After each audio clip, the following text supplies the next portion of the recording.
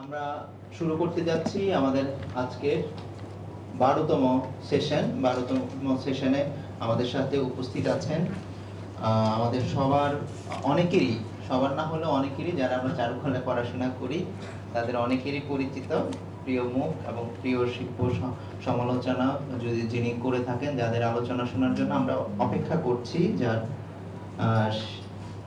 আমাদের প্রিয় স্যার অধ্যাপক রেজাউল করিম সুমন স্যারের প্রতি অসংখ্য ধন্যবাদ এবং আমাদের তরফ থেকে স্যারকে বরাবরের মতো আমরা রিসিভ করে নিচ্ছি করতালির মাধ্যমে।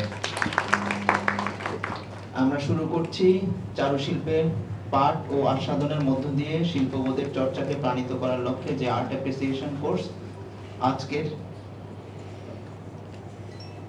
16তম ক্লাস। স্যারকে বিশেষভাবে অনুরোধ করছি, স্যার যদি শুরু করেন। স্যার, যারা এখানে আছেন এবং যারা অনলাইনে যুক্ত হয়েছেন সবাইকে শুভ অপরাহ্ন জানাচ্ছি। আমি কি স্লাইডটা দেখতে পাবো? এখানে গত কয়েকদিন ধরে আপনারা এই কোর্সটা করছেন এবং আমি বাংলাদেশ শিল্পকলা একাডেমিকেও ধন্যবাদ জানাবো। এই চমৎকার আয়োজনটি, যেটা প্রায় 4 দশক আগে প্রথম শুরু হয়েছিল, সেটা ধারাবাহিকতা এখনও বজায় আছে এবং সেখান থেকে অনেক শিল্প সমালোচক তৈরি হয়েছেন এবং আমি নিশ্চিত যে আপনাদের মধ্য থেকেও আমরা শিল্পী তো আছেনই, শিল্প সমালোচকদের পাব। তো এইটা সাজানো হয়েছে কালানুক্রমিকভাবে। গতকাল অধ্যাপক মনিরুদ্দিন খালেদ বারোক শিল্প নিয়ে 2টো পর্বে আলোচনা করেছেন। তো আজকে আমরা এর ঠিক পরের অংশটা নিয়ে আলোচনা করব, যেখানে আছে রোকোকো এবং নিউ ক্লাসিসিজম। আশা করি আপনারা সেটা রিসিভ করতে পারবেন। এবং আমি জানি যে অনেকে এখানে চারুকলায় পড়ছেন, অনেকে পড়েছেন, এখানে শিল্পানুরাগীরা আছেন যারা হয়তো সরাসরি চারুকলার সঙ্গে যুক্ত নন, কিন্তু আপনারা শিল্প ভালোবাসেন এবং শিল্প অ্যাপ্রিসিয়েট করতে চান। তা আমাদের এই কোর্সটার প্রধান কাজে তো অ্যাপ্রিসিয়েশনটাকে জোরালো করা এবং অ্যাপ্রিসিয়েট করতে পারার যেই ক্ষমতা, সেটাকে আমরা বাড়িয়ে তুলতে চাই, পরস্পরের সঙ্গে ভাগাভাগি করে নিতে চাই। তো আজকে আমাদের আলোচনা 2টো পর্ব নিয়ে, একটা হচ্ছে রোকোকো এবং নিউ ক্লাসিসিজম। তো আমি একটু অনুরোধ করব, যদি আমরা স্লাইডের দিকে তাকাই তাহলে ওখানে আমি টেক্সট রেখেছি।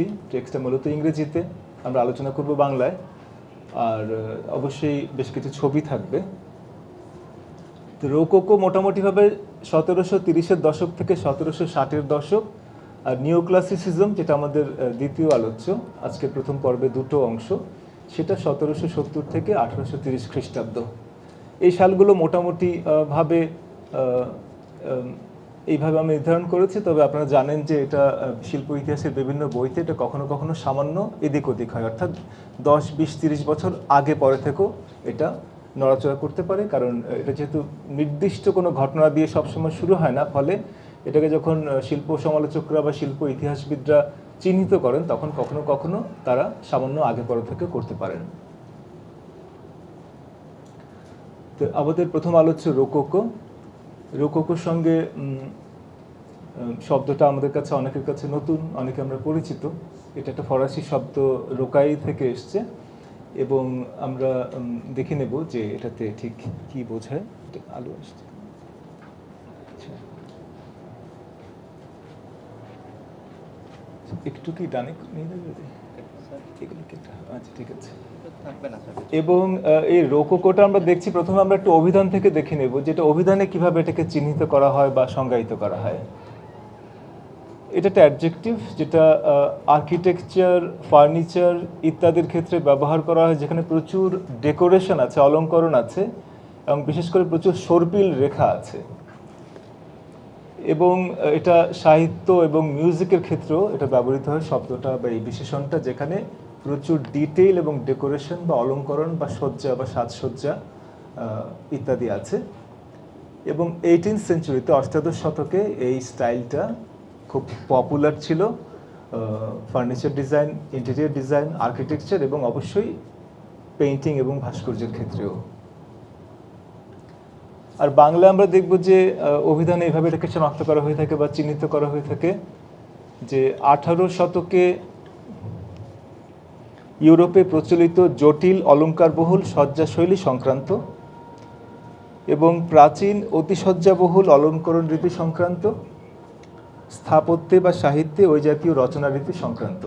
আমি আমাদের অভিধানের ভাষা, অভিধান থেকে আমরা সরাসরি তুলে দিলাম বোঝার সুবিধার্থে, যে এখানে প্রচুর অলঙ্করণ থাকে, প্রচুর মোটিভ থাকে, ডিজাইন থাকে, এবং এই আলংকারিকতা সেটা প্রায় কার্ভ লাইন বা কার্ল দিয়ে সেটা সূচিত হয়।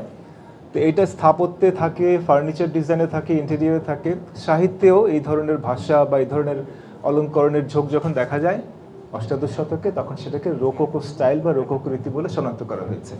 তো আমরা আলোচনা করব অবশ্যই মূলত শিল্পকলা নিয়ে, মূলত পেইন্টিং নিয়ে। যেমন এটা একটা আর্কিটেকচারের ইন্টেরিয়র, এবং সেখানে যদি আমরা দেখি, আমরা দেখব যে প্রচুর এই অলঙ্করণ বাহুল্য, অলঙ্করণময়তা এখানে আমরা লক্ষ্য করি, যেটা রোকোকো শিল্পের বৈশিষ্ট্য। এই যে একটা দেয়ালে ফ্রেস্কো চিত্র আছে, এখানেও আমরা দেখবো যে প্রচুর আলংকারিকতা আছে। এই ফ্রেস্কো এবং তার চারপাশ ঘিরে প্রচুর নকশাধর্মিতা আছে, যেটা আমরা প্রত্যেকেই লক্ষ্য করতে পারছি ছবিতে। তো এটা রোকোকোর একটা বড় বৈশিষ্ট্য। তো এই অষ্টাদশ শতকের গোড়ার দিকে আমরা দেখব যে ফ্রান্সে প্রথম সূচনা হয়।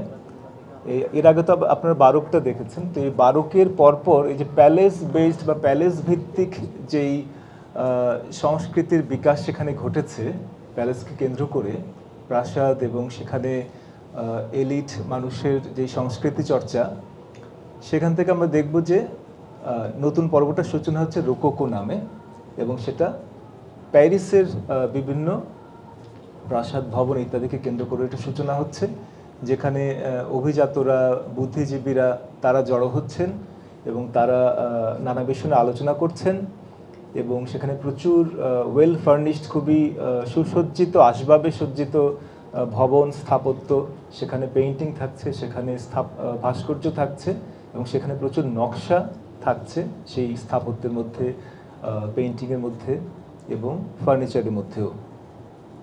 যেমন যদি ডান দিকে ছবি দুটো আমরা দেখি, এই যে নকশার বাহুল্য এবং এই যে বাঁকানো রেখা, সর্পিল রেখা, তার প্রাধান্য, এটা একটা বৈশিষ্ট্য রোকোকোর।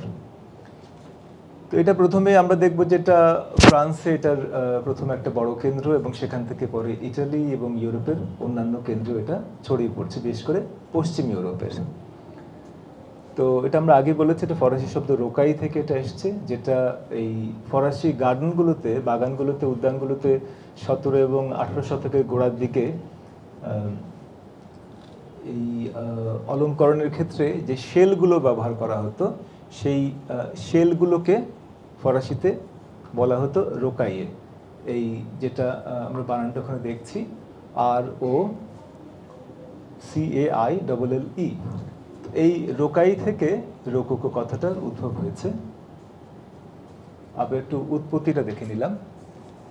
এবং আমরা জানি যে এই অষ্টাদশ শতকটা ইউরোপে একটা বড় ধরনের পরিবর্তনের যুগ, পরিবর্তনের সময়, পরিবর্তনের শতক। এবং তখনও চার্চ বা গির্জা, খ্রিস্টীয় উপাসনালয় সমাজে একটা বড় ভূমিকা পালন করছে, এবং ফ্রান্সে, ইংল্যান্ডে, সর্বত্র। কিন্তু এর পাশাপাশি আমরা দেখব যে এই ধর্মীয় গোড়ামি থেকে, সংস্কারবদ্ধতা থেকে বেরিয়ে আসার একটা বড় ধরনের প্রয়াসও তখন দেখা যাচ্ছে, যেখানে একই সঙ্গে রাজতন্ত্রের যেই অ্যাবসলিউট পাওয়ার, যে সর্বময় ক্ষমতা, সেটাকেও চ্যালেঞ্জ করা হচ্ছে, এবং সেটাও কিছুটা ভেঙে পড়ছে। এখানে যুক্তি সামনে আসছে এবং নানা ধরনের নতুন আইডিয়াসগুলো সামনে এসে হাজির হচ্ছে। এই পরিবর্তনের সময়টায় এই রোকোকো রীতির উদ্ভব কিংবা বিকাশ আমরা ঘটতে দেখব ফ্রান্স সহ ইউরোপের আরও কয়েকটা দেশে।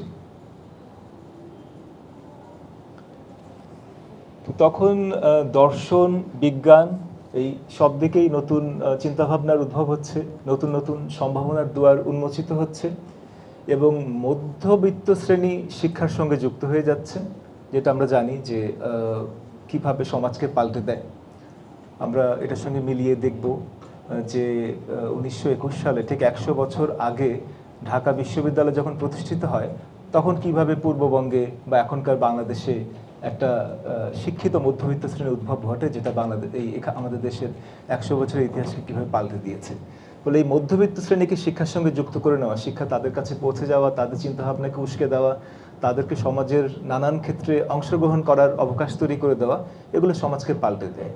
তো রোকোকোর ক্ষেত্রে আমরা দেখব যে এই শিক্ষা, সংস্কৃতি এবং নানা চিন্তাভাবনার উদ্ভবগুলো একটা বড় ভূমিকা রাখছে এই পরিবর্তনগুলোকে সম্ভব করে তুলবার ক্ষেত্রে।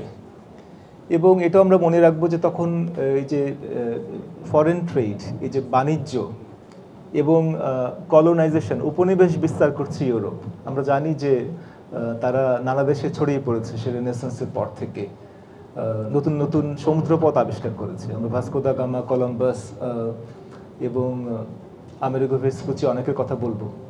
তো এরা যে নতুন নতুন জায়গা তৈরি করছেন, উপনিবেশ তৈরি হচ্ছে, উপনিবেশের নানা সমালোচনার দিক অবশ্যই আছে, যে উপনিবেশ সাম্রাজ্য তৈরি করে, উপনিবেশ যাদেরকে উপনিবেশিত করে তাদের উপর অত্যাচার করে, তাদের শোষণ করে, এগুলো তো আছেই। কিন্তু একই সঙ্গে এর ফলে যেটা ঘটছে যে বিস্তার ঘটছে চিন্তাভাবনার, এবং তাদের যে ক্ষমতা, তারা যে পাওয়ার এক্সারসাইজ করে সেটা অন্য জায়গায় গিয়েও সেটা আসন গাড়ছে, সেখানে সেটা বলবৎ হচ্ছে। এবং আবার একই সঙ্গে আমরা দেখব যে পরিবর্তন এবং স্বাধীনতা এইসবেরও কতগুলো ব্যাপার এই পুরো প্রক্রিয়ার মধ্য দিয়ে ঘটতে শুরু করে। তো এই সবটা মিলিয়েই সমাজ এগোতে থাকে এবং নানা সংঘর্ষের মধ্য দিয়ে এই প্রগতিটা ঘটে। তো একটু ভালো লাগছে যে এই করোনার এই পর্যায়ে এসে আমরা সামনাসামনি এরকম একটা আলোচনা করতে পারছি। আমি নিজে অবশ্য এই কদিন আগেই নেগেটিভ হলাম, মানে হঠাৎ পজিটিভ হয়ে গিয়েছিলাম এবং ঢুকতে হলো, এখনো গলা পুরোপুরি হয়নি। কিন্তু এই ক্লাসটা যেটা আগে পূর্ব নির্ধারিত ছিল, তো আমি আর এটা ঠিক ক্যান্সেল করিনি, আমার মনে হচ্ছিল যে অনেকের সঙ্গে পরিচিত হতে পারবো, এটা একটা বড় সুযোগ, এবং আপনারা যেই কোর্সটা করছেন আমিও তার অংশ হতে পারবো। তো ভালো হলো সবার সঙ্গে পরিচিত হয়ে। যাবো? হ্যাঁ স্যার। আচ্ছা, তো আমরা রোকোকো নিয়ে বলছিলাম, আর এখন রোকোকোর কয়েকজন শিল্পীর কাজের সঙ্গে আমরা পরিচিত হব। আমরা তো মোটামুটি রোকোকোর সময়টার একটা খুব প্রাথমিক ধারণা পেলাম। তো ইনি হচ্ছেন অতোয়ান ওয়াতু, একজন নামকরা ফরাসি শিল্পী, জঁ অতোয়ান ওয়াতু। আমি স্লাইডে তার জন্ম মৃত্যু সালগুলো শিল্পীদের দিয়ে দিয়েছি। 1684-তে তার জন্ম এবং 1721 সালে তার মৃত্যু।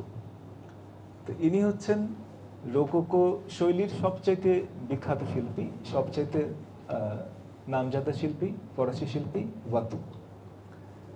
ইনি সাধারণত ছোট ছোট ক্যানভাসে ছবি এঁকেছেন, এবং যেখানে আমরা ল্যান্ডস্কেপ দেখব, যেখানে আমরা মানুষ দেখব, এবং তার ছবিগুলোকে ফরাসিতে বলা হচ্ছে ফেত গালান্ত।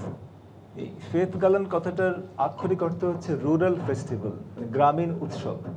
তো এখানে যেটা দেখা যাবে যে প্রকৃতির কোলে একটা উৎসব মুখর পরিবেশে মূলত অভিজাতরা, যাদের এরকম একটা পিকনিক মতো ব্যাপার, চড়ুইভাতির মতো ব্যাপার, আমোদ প্রমোদ ইত্যাদি, প্রকৃতির মধ্যে খুব সাজুগুজু করে, খুব প্রসাদিত অবস্থায়, অলঙ্কৃত অবস্থায় তারা এইরকম একটা বিলাস এবং প্রমোদ এতে মত্ত আছেন বা ব্যস্ত আছেন। এইরকম কতগুলো বিষয় নিয়ে ওয়াতু ছবি এঁকেছেন, এবং এটা বেশ পপুলার হয়। এই যে ধারাটা ফেত গালান্ত, এটা একাডেমিতেও এটা সালন পেইন্টিং বা এইসব জায়গাতে এটা গৃহীত হয়ে যায়, এই নতুন ধরনটা, যে এই যে উৎসব, একটা উৎসব যেখানে অভিজাতদের উৎসব। এটা বোঝাই যায় যে আসলে তখন ছবি যারা কিনছেন, ছবি যারা সংগ্রহ করছেন, যারা ছবির পৃষ্ঠপোষক, তাদের দিকে তাকিয়ে তো অনেক ছবির বিষয় তৈরি হয়, কিংবা প্রবর্তিত হয়, কিংবা প্রচলিত হয়। তো এখানেও আমরা দেখব যে এই ধরনটা বেশ ভাবেই গৃহীত হয়েছিল। তো এই ওয়াতু সাহেব মাত্র 37 বছর বয়সে তিনি যক্ষায় মারা যান। আর তার ছবি আমরা দেখি, তার যেটা সবচেয়ে বিখ্যাত ছবি পিলগ্রিমেজ টু সিথেরা, এটা 1717 সালে আঁকা একটা অয়েল অন ক্যানভাস। আমরা যেসব ছবি দেখবো অধিকাংশ অয়েল অন ক্যানভাস, যদিও অন্য মাধ্যমের ছবিও আছে, সেগুলো আমরা বলবো যখন দেখব। তো এটা একটা দ্বীপ, যেটাকে আমরা বলতে পারি চিরযৌবনের দ্বীপ, এই সিথেরা। তো এইখানে আমরা দেখছি যে বেশ কিছু মানুষ যারা খুবই জাঁকজমকপূর্ণ পোশাক পরে আছেন, এখানে প্রেমিক প্রেমিকা আছেন, এবং এখানে খুব ভালো করে বড় করে দেখলে দেখা যাবে এখানে কিউপিড আছে। জানি আমরা কিউপিড যে ভেনাসের পুত্র এবং প্রেমের প্রতীক বা প্রতিনিধি। তো এই দ্বীপটাতে তাদের যে তীর্থযাত্রা, এই দ্বীপে এটা নিয়ে দুটো মত আছে, তারা দ্বীপে যাচ্ছেন বা দ্বীপ থেকে ফিরছেন। তো এই ছবিতে আমরা দেখব যেটাকে আমরা ফেত গালান্ত বলছি, যে একটা উৎসব মুখর পরিবেশে অবকাশ যাপন, একটু বিলাস এবং প্রমোদের মধ্যে সময় কাটানো, এইটা দেখা যাবে। এবং এই ছবিটা এই ফ্রেঞ্চ একাডেমিতে ভর্তি হওয়ার জন্য ওয়াতু যখন কিছু কাজ জমা দিতে হয় তখন তিনি এই কাজটা দেন, এবং এই কাজটা দারুণভাবে প্রশংসিত হয়। তো এটাতে আমরা দেখব যে ফরাসি আপার ক্লাস, যে উচ্চবিত্ত সমাজ, তাদের যে আউটডোর অ্যামিউজমেন্ট, এই মুক্ত জায়গায়, খোলা জায়গায় তাদের যেই বিনোদনের ব্যবস্থা যারা নিজেদের জন্য করেছে, তারই একটা প্রকাশ আমরা দেখতে পাই এই ছবিটাতে। তো এটা রোকোকো শৈলীর একটা প্রতিনিধি স্থানীয় পেইন্টিং।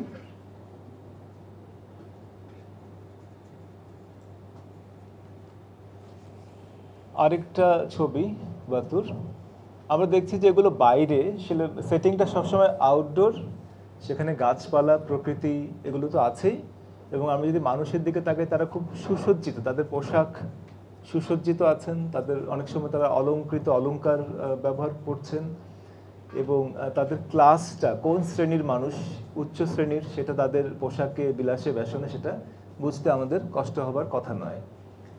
এবং কখনো কখনো সেখানে স্কাল্পচার আছে, কখনো সেখানে কিউপিড আছে, এবং এটার নামই যদি আমরা দেখি দ্য ফিস্ট অফ লাভ অথবা দ্য ফিস্ট অথবা দ্য ফেস্টিভ্যাল অফ লাভ, এটা নামেও আমরা বুঝতে পারছি যে এটা কি বলতে চাইছে। এই ছবিটা আঁকা হয়েছে 1718 থেকে 19 সালের মধ্যে। তো এই ওয়াতু এ ধরনের ছবি এঁকে বিখ্যাত হন।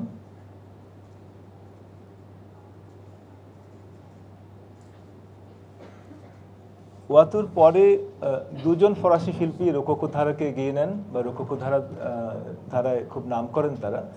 একজন হচ্ছেন ফ্রাঁসোয়া বুশের, 1703 সালে জন্ম, 1770 সালে তার মৃত্যু। আরেকজন জন অনরে ফ্রাগোনার, তিনি বুশেরের চাইতে বয়সে ছোট, তার জন্ম 1732 সালে এবং মৃত্যু 1806 সালে। তা আমাদের এই সাল তারিখ যে মনে রাখতে হবে তা নয়, এগুলো বইপত্রে আছে, গুগল করলেই পাওয়া যায়। আমি জাস্ট দিয়েছি, আমরা বোঝার চেষ্টা করছি সময়কালটাকে, কিন্তু আপনাদের এই সাল তারিখ আপনারা চাইলে নোট করতে পারেন, বই থেকে নিতে পারেন। আমি সব বই থেকে নিয়েছি, এখানে কোনো তথ্য আমি তৈরি করিনি। কয়েকটা প্রচলিত এবং নির্ভরযোগ্য টেক্সট বই আমি ব্যবহার করেছি। তো এই বুশের এবং ফ্রাগোনার, এদের কাজের সঙ্গে এবার আমরা পরিচিত হব। আমরা ওয়াতুর দুটো কাজ দেখলাম, এরা অনেক কাজ করেছেন, কিন্তু আমরা যেহেতু মাত্র 1 ঘন্টায় দুটো পর্ব নিয়ে আলোচনা করবো, আমরা অনেক কাজ দেখার সুযোগ পাবো না, বুঝতেই পারছেন। কিউপিড আ ক্যাপটিভ, এটা বুশেরের কাজ, অয়েল অন ক্যানভাস, 1754 সালে আঁকা। এটা ঠিক অনুভূমিক না, এটা একটা উল্লম্ব গড়নের কাজ, যেটাকে আমরা বলি ভার্টিক্যাল। এবং এখানে আমরা দেখব যে নেচার, প্রকৃতি তো আছেই, বেশ উজ্জ্বল এবং খুব পত্রবহুল একটা ব্যাকগ্রাউন্ড আছে। আর সামনে আমরা দেখব যে কিছু শিশু এবং নারী, এবং সেখানে ড্রাপারি বা যে কাপড়, সেটা কাপড়ের ভাঁজ এবং কিভাবে সেগুলো বিন্যস্ত আছে সেটা আমরা লক্ষ্য করব, এবং তাদের গাত্রবর্ণের উজ্জ্বলতা, এবং পুরো জিনিসটার মধ্যে এক ধরনের লঘু, চটুল, আনন্দময় একটা পরিবেশ নিশ্চয় আমরা অনুভব করতে পারছি বা লক্ষ্য করতে পারছি। এবং আমরা দেখব যে এই নারী এবং শিশুগুলো একটা ত্রিভুজ বা একটা পিরামিডের মতো ওপর দিকে যেন শীর্ষের দিকে উঠে গেছে, একটা কম্পোজিশনটার মধ্যে একটা ধরন আছে সেটা আমরা লক্ষ্য করব, কিছুটা পিরামিডাল কম্পোজিশন মানে মানুষগুলোর ক্ষেত্রে। তো এইটা বুশেরের একটা নামকরা পেইন্টিং। তিনি তৎকালীন সম্রাটের যেজন মহিষী ছিলেন মাদাম দু পম্পাদু, তার খুব প্রিয় শিল্পী ছিলেন ফ্রাঁসোয়া বুশের।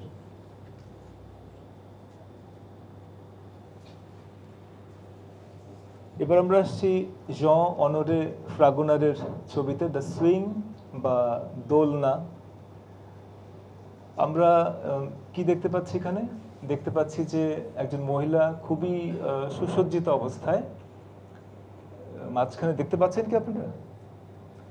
একজন মহিলা আছেন, তিনি অনেকটা দুলছেন এবং বাঁ দিকে একটা কিউপিডের ভাস্কর্য আছে। যদি ভালো করে খেয়াল করেন বাঁ দিকে তার ডানা দেখতে পাওয়া যাবে স্কাল্পচারটা, এবং মহিলা কিন্তু তার একটা পা দিয়ে ছুঁড়ে তার জুতোটা কিউপিডের দিকে নিক্ষেপ করেছেন, একটু লক্ষ্য করুন।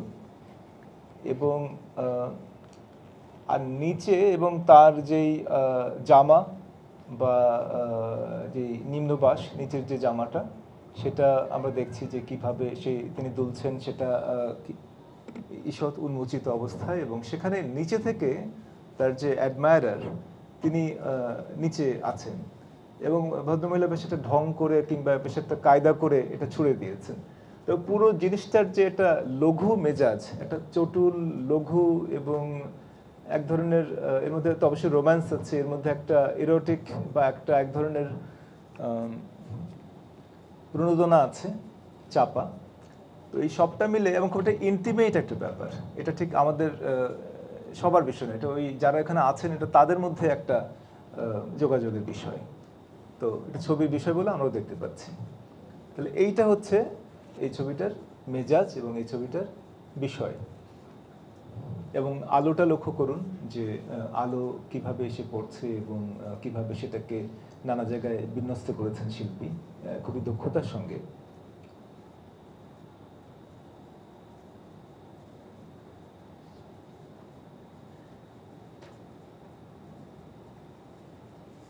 আমরা ছবিগুলো একটু সময় ধরে রাখবো যাতে আপনারা একটু লক্ষ্য করতে পারেন এবং একটু খুঁটিয়ে দেখতে পারেন যে যার মতো করে। এবং আমার মনে হয় যে কিছু কিছু সময় আমরা যে সারাক্ষণ যদি কথা বলি তাহলে হয়তো পুরো ছবিটা আমরা দেখতে পাবো না। ফলে আমি কিছুটা সময় রাখবো যাতে আপনারা নিজেদের মতো করে কিছু আবিষ্কার করতে পারেন ছবিগুলোর মধ্যে কি আছে বা এবং একটা ছবি আমরা সবাই যে একভাবেই অ্যাপ্রিসিয়েট করব, একভাবেই অনুধাবন করব তা নয়। আমরা নানাভাবে সেটাকে দেখতে পারি এবং নিজের মতো করে ইন্টারপ্রেট করতে পারি, নিজের অভিজ্ঞতার সঙ্গে, নিজের রুচির সঙ্গে, নিজের বোঝাপড়ার সঙ্গে মিলিয়ে সেটাকে বোঝার চেষ্টা করতে পারি।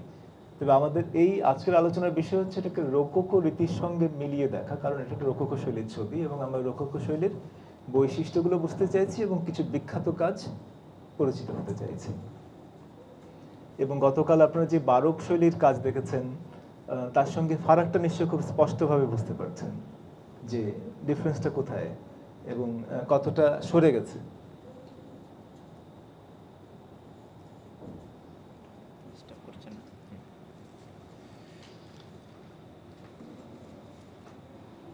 আচ্ছা, ইনি আরেকজন ফরাসি শিল্পী এবং তিনি নারী শিল্পী,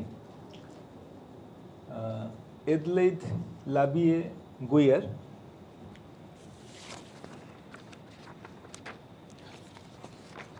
তার জন্ম 1749 সালে এবং মৃত্যু 1803 সালে।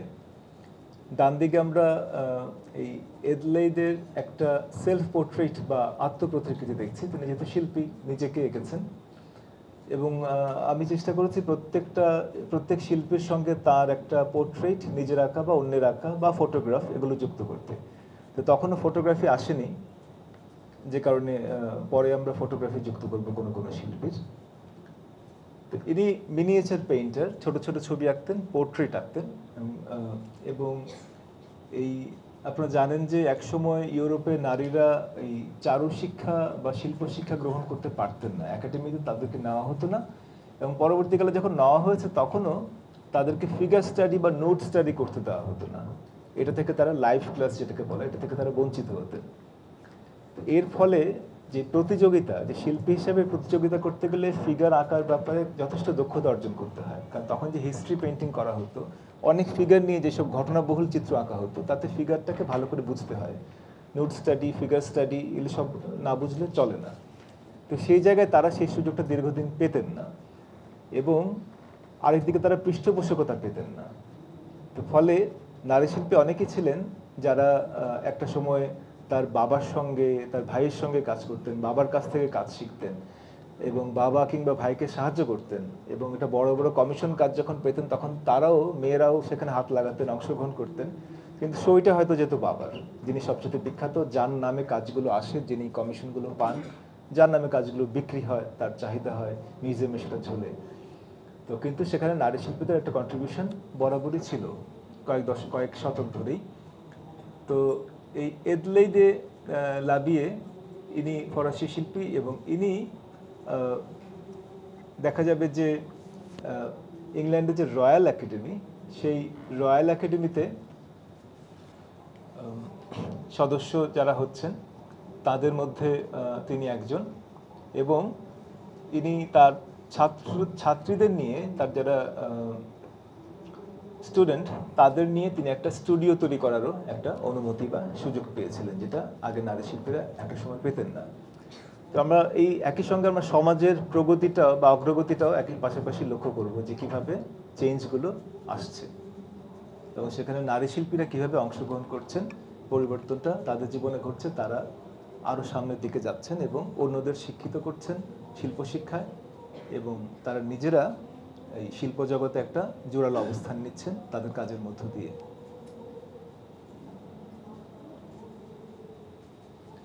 এদলেইদের একটা আরেকটা পেইন্টিং, একটু আগে তো আমরা তার সেলফ পোর্ট্রেট দেখলাম, এটাও সেলফ পোর্ট্রেট, তবে সাথে তার দুজন ছাত্রী আছেন যারা পরবর্তীকালে নামকরা শিল্পী হন। এটা 1785 সালে আঁকা একটা তেলচিত্র। আমরা দেখব যে শিল্পী আছেন উপবিষ্ট অবস্থায়, ছাত্রী দুজন পেছনে দাঁড়িয়ে আছেন, সামনে একটা বড় ক্যানভাস ইজেলে রাখা আছে। এটা একটা শিল্পী স্টুডিও, সাতটা ছাত্রীরা আছেন। এটার যেই কনটেক্সট, যেই পরিসর, যেই পরিপার্শ্ব, সেটা আমরা লক্ষ্য করছি, এবং তার যেই বর্ণ ব্যবহারের যে চমৎকারিত্ব, রং ব্যবহারের চমৎকারিত্ব, এবং যেভাবে কম্পোজ করেছেন। এবং পেছনে আমরা দেখব যে কিছু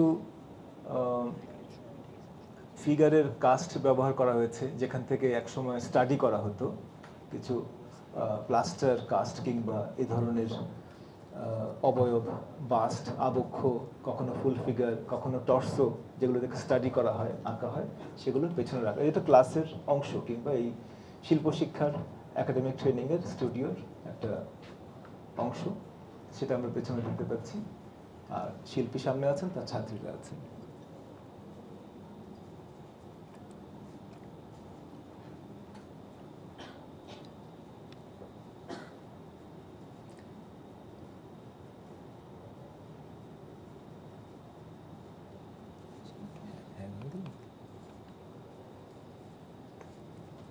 শেষ না তো? না, অনেকটাই আছে।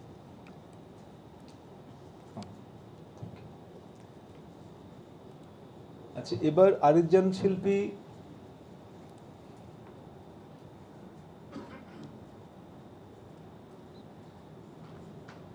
আমরা এটা দেখলাম না।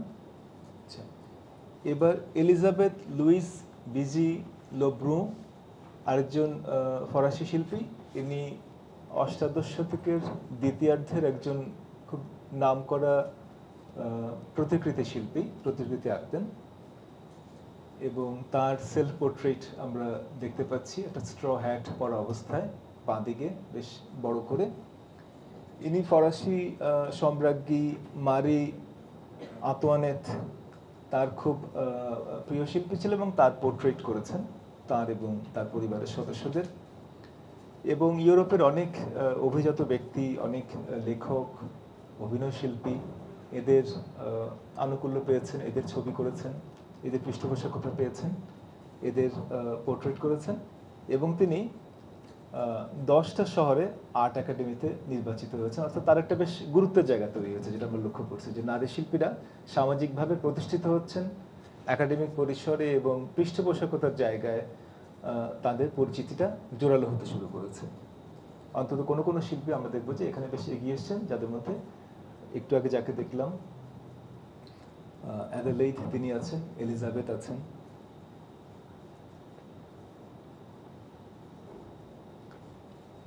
আচ্ছা, আমরা মারি আতোয়ানেতের কথা বললাম একটু আগে। তো মারি আতোয়ানেত এবং তার সন্তানদের একটা পোর্ট্রেট। তো এরা এই যে রাজ আনুকূল্য পাচ্ছেন, সম্রাজ্ঞীর ছবি আঁকছেন বা সম্রাটের মিস্ট্রেসের ছবি আঁকছেন, তাদের অর্থাৎ এই যে একটা সর্বোচ্চ জায়গায় পৃষ্ঠপোষকতা লাভ করা, এটা তারা করছেন পুরুষ শিল্পীদের সঙ্গে পাল্লা দিয়ে। 1788 সালে 1788 এটা এটা অয়েল অ্যান্ড ক্যানভাস, এবং আমরা তার রং এবং পেছনে ব্যাকগ্রাউন্ড এবং কি কি আছে, নিচে ফ্লোরের মধ্যে আমরা দেখব যে এই যে নকশা, যেটা সর্পিল নকশা, যেটা রোকোকোর একটা বড় বৈশিষ্ট্য, সেটা আমরা কিন্তু এখানেও নানাভাবে রূপায়িত হতে দেখব।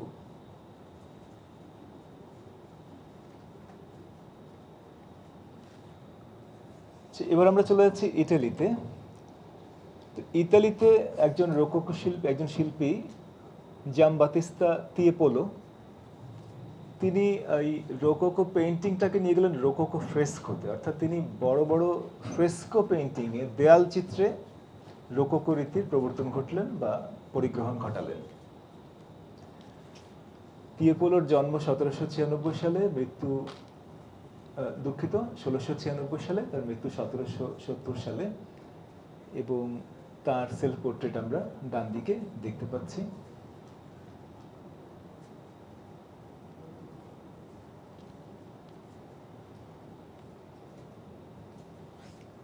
অ্যাপোথিওসিস অফ দ্য পিসানি ফ্যামিলি, ইটালির স্ত্রা অঞ্চলে এটা একটা ফ্রেস্কো করেছেন তিনি, এবং ফ্রেস্কোটা আমরা যদি খুব ভালো করে লক্ষ্য করি, এখানে মানে প্রজেক্টরে দেখার পরও খুব বড় করে দেখা যাচ্ছে না, এটাকে আপনারা প্রত্যেকে নিশ্চয়ই পরে বইতে কিংবা স্যার কি জুম করে দেখাতে যাচ্ছেন? থাকুক, একটু দেখানো যায়, আবার আবার খুলতে হবে না, তাহলে আপাতত থাক। তা আমি অনুরোধ করবো যে ছবিগুলো পরে একটু আপনারা নিজেরা একটু বড় করে দেখবেন, এবং তাহলে এটা ডিটেইলগুলো চোখে পড়বে, এখানে যে কত ফিগার আছে এবং সেখানে নকশা এবং কি কি আছে খুব ভালো করে বোঝা যেতে পারে। আমরা একটা জাস্ট ওভারভিউ করে যাচ্ছি। তো তিয়েপোলো যেটা করেছেন যে ফ্রেস্কো করেছেন এই রোকোকো শৈলীতে, যেটা অন্য শিল্পীদের সঙ্গে তার একটা পার্থক্য ছিল, ফ্রেস্কো করেছেন তিনি ছোট পেইন্টিংয়ের বদলে, ফ্রেস্কো শিল্পী হিসেবে তিনি নিজেকে প্রতিষ্ঠিত করেছেন। এটা 1761-62 সালের দিকে করা।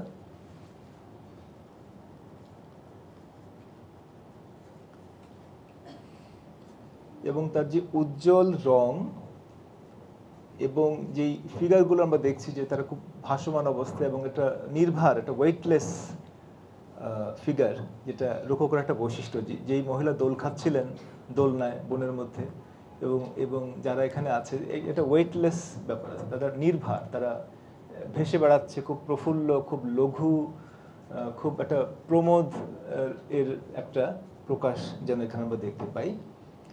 এবং তো বড় বড় এই সিলিংয়ে ফ্রেস্কো আঁকতে গিয়ে তিয়েপোলো এই বিষয়গুলোকে তার ছবিতে অন্তর্ভুক্ত করেছেন বা রূপায়িত করেছেন।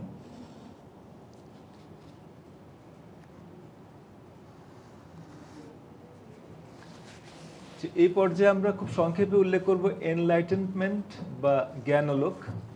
এই এনলাইটেনমেন্ট একটা ইউরোপীয় সভ্যতার ক্ষেত্রে বা ইউরোপের বিকাশের ক্ষেত্রে একটা বড় ভূমিকা রাখছে।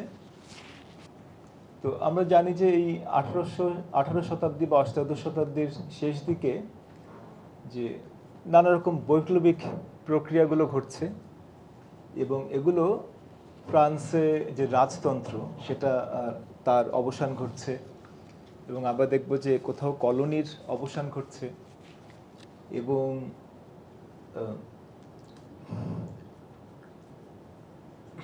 ধর্ম এবং পুরনো চিন্তাভাবনা, ট্রেডিশন, ঐতিহ্য, এইগুলোর ক্ষেত্রে পুনর্বিবেচনা তৈরি হচ্ছে, মানুষ নতুনভাবে ভাবছে, তার চিন্তার স্বাধীনতা, চিন্তার ব্যাপ্তি, এগুলো একটা এই জ্ঞানকে আহ্বান করছে, উৎসাহিত করছে, এই চর্চাটা ঘটছে, এবং এটা একটা পরিবর্তন নিয়ে আসছে, যেটা রোকোকো থেকে নিউ ক্লাসিসিজমে যাওয়ার একটা সোপান বা একটা সেতুবন্ধ তৈরি করছে এই এনলাইটেনমেন্ট পর্বটা। এবং যেই কোনো ধরনের মতকে প্রশ্ন করা এবং যুক্তি দিয়ে বোঝার চেষ্টা করা, বৈজ্ঞানিকভাবে বুঝতে চেষ্টা করা, এইটা এনলাইটেনমেন্ট সামনে নিয়ে আসছে। এটা একটা বড় ব্যাপার। এবং এই যে ইন্ডাস্ট্রিয়াল রেভলিউশন যেটা ইউরোপে ঘটছে, শিল্প বিপ্লব, তার একটা ভূমিকা আছে, যেটা 1740s দিক থেকে ইংল্যান্ডে যা সূচনা হবে। তো এই এনলাইটেনমেন্টের ফলে কিভাবে নিউ ক্লাসিসিজম আসবে সেই আলোচনার দিকে আমরা ক্রমশ যাচ্ছি। এবং দেখা যাবে যে রোম, যেটা বিশেষ করে প্রাচীন রোম, এইটাকে যারা সাংস্কৃতিকভাবে যারা এলিট অভিজাত শ্রেণী, তাদের কাছে রোমটা এবং রোমের যে প্রাচীন ঐতিহ্য, এইটা একটা দারুণ আদরণীয় বিষয় হয়ে দাঁড়াচ্ছে। তারা এটাকে অ্যাপ্রিসিয়েট করছেন, তারা এটা চর্চা করতে চাইছেন।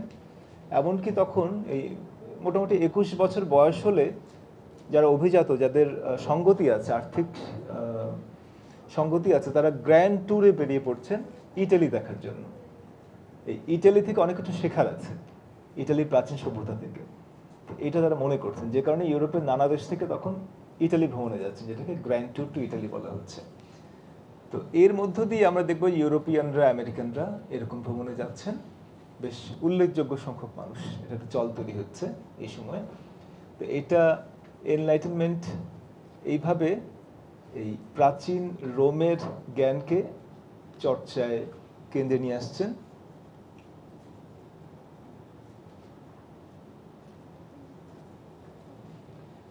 এবং এর ফলে আমরা দেখব যে 1770 থেকে মোটামুটি 1830 পর্যন্ত এই 60 বছর নিউ ক্লাসিসিজম বলে একটা নতুন পর্ব এবং নতুন শৈলীর উদ্ভব হচ্ছে। অর্থাৎ আমরা রোকোকো শৈলীটা পর্বের আলোচনাটা সংক্ষেপে করলাম। আমরা এখন আজ আমাদের প্রথম বক্তৃতার দ্বিতীয় অংশে চলে এসেছি, যেটা হচ্ছে নিউ ক্লাসিসিজম। তো এই সালটা অবশ্যই, যেটা আমরা আগে বলেছি, যে কোনো কোনো বইতে আপনারা সামান্য আগে পরে পাবেন, কিন্তু এটা একটা মোটামুটি হিসেব। তো নিও ক্লাসিসিজম, ক্লাসিসিজম কথাটা এখানে আছে, যে ক্লাসিক এবং ক্লাসিসিজম, নিও হচ্ছে নব্য, সেটাকে আবার নতুন করে ব্যবহার করা, নতুন করে অ্যাপ্রিসিয়েট করা, নতুন করে প্রয়োগ করা, সেটা তার নামের মধ্যে আভাসিত হচ্ছে। তো এই এনলাইটেনমেন্টের ফলে এই গ্রিস এবং রোম এবং তার যেই শিল্প, সভ্যতা, সাহিত্য, তার ব্যাপারে যেই আগ্রহ বেড়েছে, সেটা তোমরা বললামই। এবং দেখা যাবে যে ইটালির দুটো শহর, যে হারকুলেনিয়াম এবং পম্পেইর কথা আমরা জানি, লাস্ট ডেজ অফ পম্পেইজ আপনারা অনেকে পড়েছেন এবং দেখেছেন। তো এগুলো, এই প্রত্নস্থানগুলো খনন করা হচ্ছে, এবং খনন করার ফলে ওখান থেকে শিল্প নিদর্শন বেরিয়ে আসছে, স্থাপত্য শিল্প বেরিয়ে আসছে, এবং ফলে এই পুরো একটা অজানা নতুন জগৎ আরও বেশি উদ্ঘাটিত হচ্ছে, উন্মোচিত হচ্ছে। তো এবং এর মধ্য দিয়ে এই নিউ ক্লাসিসিজমের সূত্রপাত ঘটছে, যে এই ক্লাসিক যে ভ্যালু শিল্পচর্চায়, গ্রিকো রোমান আর্টের, সেটাকে আমরা একসময় দেখব যে রেনেসান্সের সময় সেটাকে অ্যাপ্রিসিয়েট করা হয়েছিল, সেটার পুনর্জন্ম ঘটেছিল, যে কারণে আমরা রিবার্থ বা রেনেসান্স কথাটা ব্যবহার করেন ইতিহাসবিদরা। আর এখানেও এই ক্লাসিসিজমকে আবার নতুনভাবে ধরার চেষ্টা করা হচ্ছে, যেখানে এই যে গ্র্যান্ড ট্যুর, যেখানে ইটালিতে যাচ্ছে ইউরোপ আমেরিকার মানুষ, যেখানে রোমান আর্টকে বোঝার চেষ্টা করা হচ্ছে, যেখানে রোমান সাহিত্য আলোচনায় আসছে, যেখানে এই প্রাচীন নগরী উৎখনন করে তার নিদর্শনগুলো আবার খুঁড়ে বার করা হচ্ছে, সেগুলো আলোচনায় আসছে, সেগুলো বোঝার চেষ্টা করা হচ্ছে, সেটার যেই ঐশ্বর্য, সেটার যেই চমৎকারিত্ব, সেটা নতুনভাবে উন্মোচিত হচ্ছে। এই পুরো জিনিসটাই এই ক্লাসিক্যাল আর্টকে পুনর্বিবেচনা করা এবং সামনে নিয়ে আসার ক্ষেত্রে একটা বড় ভূমিকা রাখছে। এই প্রাচীন বিষয়, প্রাচীন শৈলী, এটাকে নতুনভাবে আবিষ্কার করা এবং নতুন ভাষায় সেটাকে প্রকাশ করা, এর মধ্য দিয়ে নিউ ক্লাসিসিজমের উদ্ভব এবং বিকাশটা আমরা ঘটতে দেখি। এবং এটাকে বলা হচ্ছে একটা ক্লাসিক্যাল রিভাইভাল ঘটছে পেইন্টিংয়ের ক্ষেত্রে, এক কথা যদি আমরা বলি। তো যাদের কাজে এটা প্রথম ঘটে, তাদের একজন হলেন এই ভদ্র মহিলা, খুব নামকরা শিল্পী এবং একাডেমিশিয়ান, আঞ্জেলিকা কাউফমান। ইনি Swiss artist, new classical painter বা চিত্রকর। অ্যাঞ্জেলিকা কাউফমান, যার জন্ম 1741 সালে এবং মৃত্যু 1807 সালে, তিনি এই রোমান ইতিহাস থেকে নিয়ে একাধিক ছবি এঁকেছেন এবং তার সেই ছবি খুবই বিখ্যাত হয়েছে। তিনি লন্ডনে, রোমে দুটো জায়গাতেই তার ক্যারিয়ার গড়েছেন এবং যথেষ্ট সাফল্যের পরিচয় দিয়েছেন। এবং রয়্যাল একাডেমি, লন্ডনে যে রয়্যাল একাডেমি প্রতিষ্ঠিত হয় 1768-তে, তার যে ফাউন্ডিং মেম্বার, প্রতিষ্ঠাতা সদস্য, তাদের মধ্যে দুজন নারী শিল্পী ছিলেন, একজন মেরি মোজের আর একজন অ্যাঞ্জেলিকা কাউফমান। ফলে তিনি কেবলমাত্র শিল্পী নন, তিনি একজন অ্যাকাডেমিশিয়ানও, এবং যিনি একাধিক দেশে তার যোগ্যতা বলে তার নিজেকে প্রতিষ্ঠিত করতে পেরেছিলেন শিল্পী হিসেবে, অ্যাকাডেমিশিয়ান হিসেবে। তো ডান দিকে আমরা তার সেলফ পোর্ট্রেট দেখছি, যেটা 1770 থেকে 1775 সালের মধ্যে আঁকা। বোঝা যাচ্ছে যে একজন শিল্পী নিজেকে আঁকছেন, এবং আমরা ব্যাকগ্রাউন্ডটা দেখবো খুব ডার্ক, তার মধ্যে থেকে তিনি নিজেকে বার করে এনেছেন আলোতে।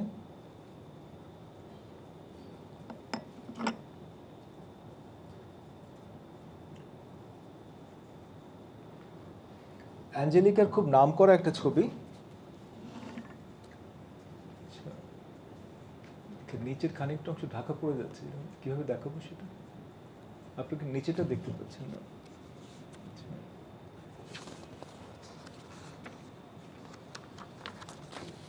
ছবিটার নাম হলো Cornelia pointing to her children as her treasures.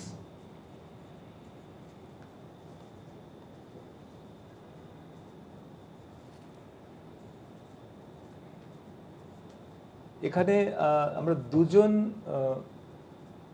মহিলাকে দেখতে পাচ্ছি, একজন কর্নেলিয়া যিনি দাঁড়িয়ে আছেন, আর এদিকে আরেকজন মহিলা আছেন যিনি তার ট্রেজার, তার যেই মানে মূল্যবান সামগ্রী আছে সেগুলো তিনি কর্নেলিয়াকে দেখাচ্ছেন, এবং কর্নেলিয়াকে বলছেন যে তোমার কাছে কি আছে, এবং তার উত্তরে তিনি কি করছেন, তিনি তার সন্তানদের দেখাচ্ছেন যে এরাই হচ্ছে আমার সম্পদ, এরাই হচ্ছে আমার ঐশ্বর্য, এরাই আমার ট্রেজার। এই যে ঘটনাটা বা গল্পটাকে যে চিহ্নিত করলে, এটা তিনি একটা রোমান কাহিনী থেকে নিয়েছেন। এই ছবিটা আঁকছেন তিনি 1785 সালে, একটা বেশ বড় সাইজের পেইন্টিং।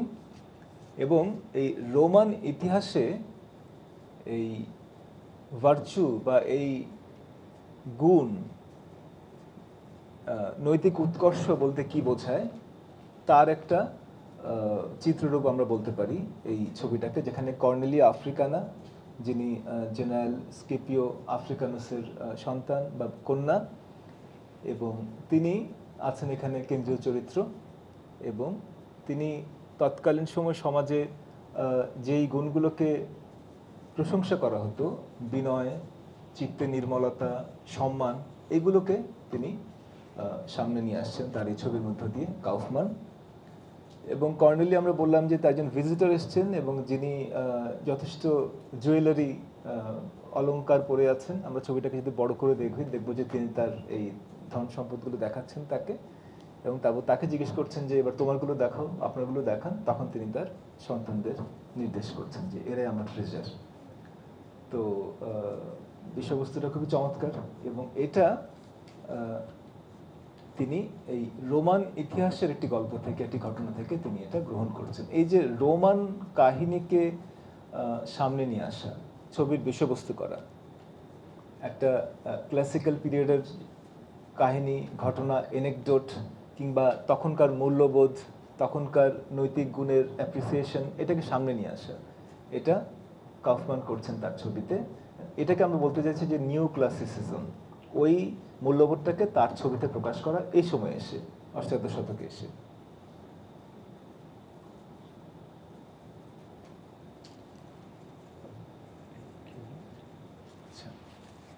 এবার আমরা আসছি ফরাসি দেশে। ফ্রান্সের যিনি সবচেয়ে নামকরা নিউ ক্লাসিসিস্ট শিল্পী, Jacques Louis David. Jacques Louis David, আপনারা দাভিদের কথা জানেন। 1948 সালে তার জন্ম এবং 1825 সালে তার মৃত্যু। তিনি নিওক্লাসিসিজমের একজন প্রধান শিল্পী, পুরোধা শিল্পী, এবং তিনিও এই রোমান বিষয়বস্তুকে, রোম সংশ্লিষ্ট বিষয়বস্তুকে তার ছবিতে প্রাধান্য দিয়েছেন, তার ছবির বিষয়বস্তু হিসেবে গ্রহণ করেছেন। এবং এই ফরাসি বিপ্লবের প্রাককালে আঁকা ওথ অফ দ্য হোরাতি তার একটা বিখ্যাত ছবি, যেটা আমরা একটু পরেই দেখব। সেখানেও তিনি, যেখানে তিনি রোমান দেশপ্রেম এবং আত্মবিসর্জন এই ভাবনাটাকে সামনে নিয়ে এসছেন, সেটা তার একটা খুব উল্লেখযোগ্য কাজ। আর ডানে আমরা দেখছি দাভিদের একটা আত্মপ্রতিকৃতি, যেটা 1794 সালে আঁকা হয়েছিল, তিনি এঁকেছিলেন। উনি ফরাসি, ফ্রেঞ্চ, জাক লুই দাভিদ। এই ছবিটার কথা আমরা বলছিলাম, দাভিদের ওথ অফ দ্য হোরাতি। আপনারা ছবিটা লক্ষ্য করুন, একটা নাটকীয় মুহূর্ত বা একটা নাট্য মুহূর্ত এখানে তৈরি হয়েছে, বেশ একটা ড্রামাটিক একটা মোমেন্ট আমরা এখানে লক্ষ্য করছি। এবং কম্পোজিশনটা লক্ষ্য করুন, এটা মনে হচ্ছে কোনো একটা নাটকের সেট বা আমরা একটা মঞ্চ নাটক দেখছি এরকম মনে হতে পারে। পিছনে যে আর্কিটেকচার আছে, যে ধ্রুপদী রীতির স্থাপত্য শৈলী আছে, এবং এই তিনটে যুবক আর এদিকে একজন বয়োবৃদ্ধ মানুষ, তারা শপথ নিচ্ছে এই তলোয়ার বা তরবারি স্পর্শ করে। আর নারীদের রাখা হয়েছে পেছনে, তারা একটু শোক সন্তপ্ত বা শোকার্ত অবস্থায় আছে। আর যুবকরা খুব উদ্দীপ্ত আছে, শপথ নিচ্ছে, গ্রহণ করছে। তো এই হচ্ছে এটার মূল বিষয়। কিন্তু আমরা এর কাহিনীটা কি সেটা বলবো। যেখানে তিনজন যুবককে আমরা দেখছি, তারা তিনজন ভাই, যাদেরকে একসঙ্গে হোরাতি বলা হচ্ছে।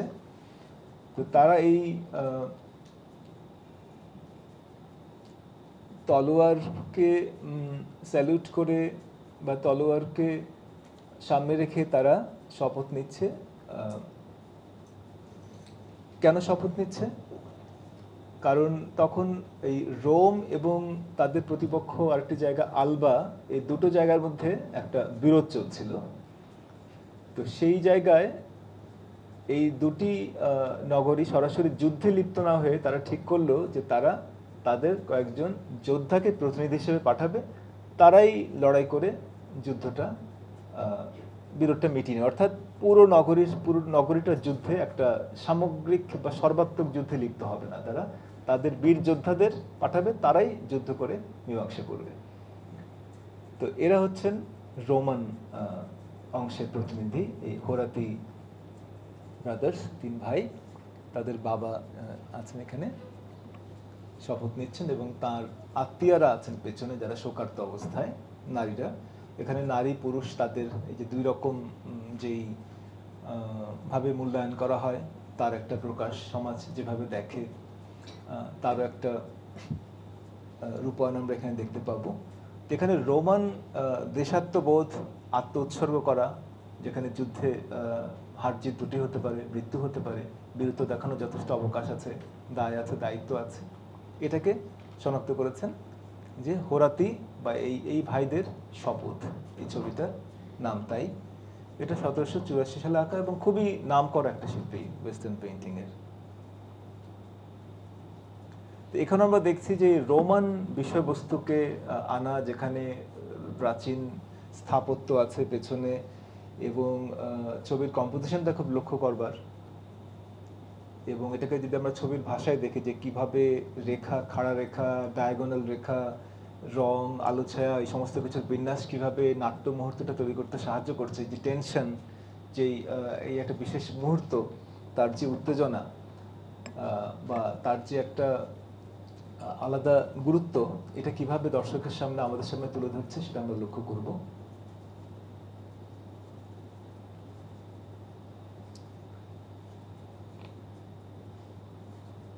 তো এইদিকে রোমানরা দিয়েছিল হোরাতি এই তিনজনকে, তিন ভাই, আর অ্যালবারা দিয়েছিল কুরাতি বলে তিন ভাইকে। তা আমরা হোরাতিদের দেখতে পাচ্ছি, আমরা কুরাতিকে দেখতে পাচ্ছি না।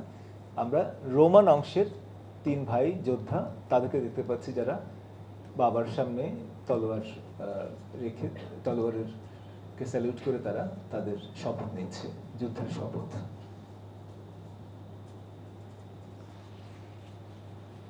দ্য ডেথ অফ সক্রেটিস, দাভিদের আরেকটা খুব নামকরা ছবি। সক্রেটিস আমাদের সবার পরিচিত গ্রিক দার্শনিক, যিনি প্লেটোর গুরু ছিলেন। প্লেটো ছিলেন অ্যারিস্টটলের গুরু, অ্যারিস্টটল ছিলেন একসময় আলেকজান্ডারের গৃহশিক্ষক, এই পরম্পরাটা আমরা জানি। তো এই সক্রেটিস, যিনি নিজে কিছু লেখেননি, কিন্তু প্লেটোর রচনায় তিনি অমর হয়ে আছেন, তার ভাবনার কথা আমরা প্লেটোর রচনার মধ্য দিয়ে জানি। এবং সক্রেটিসকে এই তরুণদেরকে খেপিয়ে তোলা, তাদেরকে নানাভাবে প্রশ্ন করতে শেখানো এবং নানা কিছু নিয়ে প্রশ্ন উত্থাপন করতে তাড়িত করা, ভাবিত করা, উদ্বুদ্ধ করা সক্রেটিসের একটা বড় কাজ ছিল। আমরা জানি যে তাকে শেষে হেমলক পানে তাকে তাকে প্রাণদণ্ড দেওয়া হয়, যে হেমলক পান করতে হবে তাকে, এবং তাকে পালিয়ে যাওয়ার ব্যবস্থা করে দিয়েছিলেন তার শিষ্যরা, কিন্তু তিনি সেটা গ্রহণ করেননি, সেই প্রস্তাবটা। তিনি বিষ পান ওটাকেই গ্রহণ করেন, যে হ্যাঁ ঠিক আছে আমি তাই করব। এবং সেই মুহূর্তটা সক্রেটিস, সেই বিশেষ মুহূর্তটা, যেটা আমরা কেউ দেখিনি, কারণ তখন তার ক্যামেরা ছিল না, এমনকি তখন কোনো ছবিও আঁকা হয়নি সেই সময়ে, কিন্তু সেটা অনেক দিন পরে, সেই খ্রিস্টপূর্বকালের ছবিটা আঁকা হচ্ছে 1787 সালে, আঁকছেন দাভিদ। এবং সেই বিশেষ মুহূর্তটা আমাদের সামনে অত্যন্ত জলজ্জান্তভাবে মূর্ত হয়ে উঠছে। এবং সেই মুহূর্তটা যেই পুরো টেনশন, পুরো চাপ এবং নাটকীয়তা, এই সমস্ত কিছু, তীব্রতা, সমস্ত কিছু আমরা এটার মধ্যে আভাসিত হতে দেখি। আবার আমরা দেখছি যে একটা গ্রিক ইতিহাসের একটা বিষয় এখানে ব্যবহৃত হচ্ছে, এই যে নিউ ক্লাসিসিজম আমরা বলছি, যে গ্রিক রোমান ক্লাসিক্যাল বিষয়বস্তু এবং শৈলী, এগুলোকে ব্যবহার করার কাজে।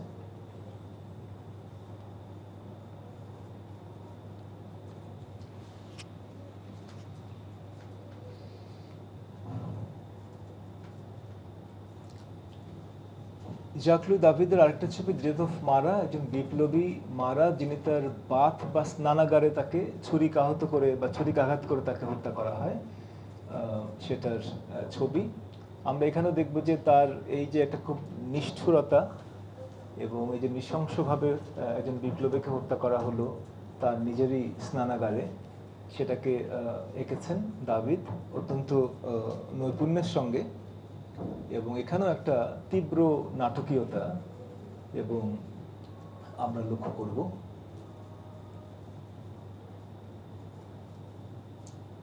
এবং ছবিটা অবশ্যই খুবই বাস্তবানুগভাবে আঁকা, যেটা এই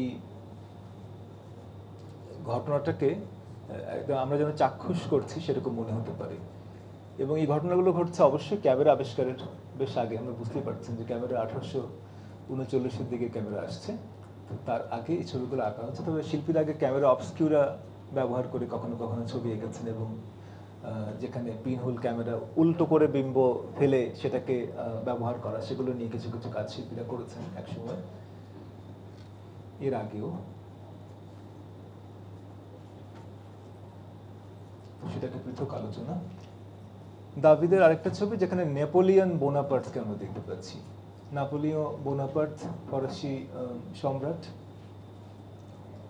বা রাজপুরুষ। এটা 1800 সালে আঁকা, অয়েল অন ক্যানভাস।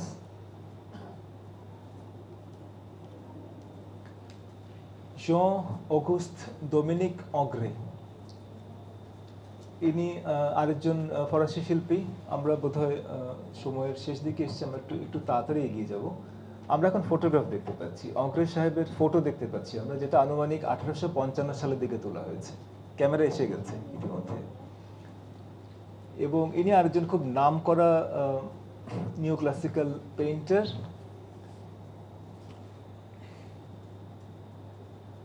যিনি একসময় দাভিদের কাছেও কাজ শিখেছেন, দাভিদের অনুসারী ছিলেন, এবং পরে তার নিজের খ্যাতি এবং পরিচিতি তৈরি হয়েছে স্বতন্ত্রভাবে।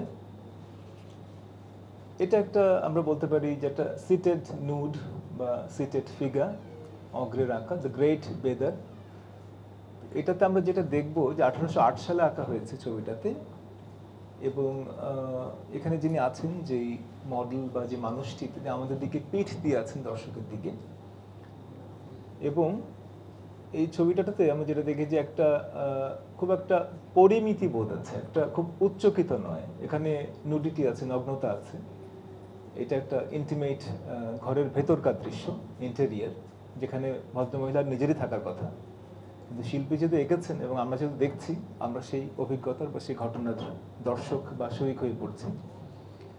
তো এটাতে আমরা দেখব যে একটা খুবই দক্ষতার সঙ্গে আঁকা একটা ছবি, যেটা তিনি যখন ফ্রেঞ্চ একাডেমিতে পড়ছিলেন সেই সময় আঁকা, 1808 সালে।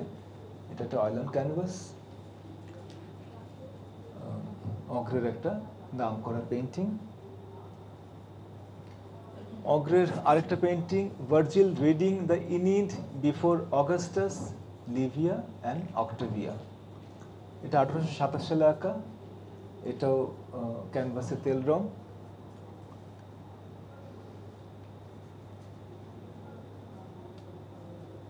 ভার্জিল ইনিড, তার যেই বিশ্বখ্যাত রচনা, সেটা পড়ছেন অগাস্টাসের সামনে, এবং সম্রাট অগাস্টাসকে তিনি সেটা পড়ে শোনাচ্ছেন বা আবৃত্তি করে শোনাচ্ছেন। সেখানে অগাস্টাসের স্ত্রী লিভিয়া আছেন, তার বোন অক্টাভিয়া আছেন, এবং অক্টাভিয়ার যেই মৃত সন্তান বা সন্তান মারা গেছেন যিনি, তো তার কথা যখন ওঠে তখন অক্টাভিয়া সেখানে ফেইন্ট হয়ে যান বা মূর্ছা যান।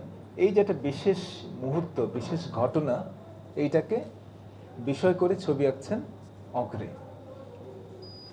তো এখানে আমরা দেখছি যে এই ক্লাসিক্যাল বিষয়কে ধরে বা একটা এনেকডোটকে ধরে, একটা ঘটনা প্রবাহ, একজন কবি এবং সম্রাটের মধ্যে বিনিময়ের যেই উল্লেখটি পাওয়া যায়, সেটাকে বিষয় করে তিনি ছবি আঁকছেন। এবং সেই ছবিটাতেও আমরা যথেষ্ট নাটকীয়তা লক্ষ্য করি, এবং আমরা যদি ভালো করে দেখি, এখানে আলোর বিন্যাসটা লক্ষ্য করি, কম্পোজিশনটা লক্ষ্য করি। একটা ছবি তো শুধুমাত্র ঘটনা নয়, ছবিটা ছবি হয়ে ওঠে তার নির্মাণ কৌশলের গুণে।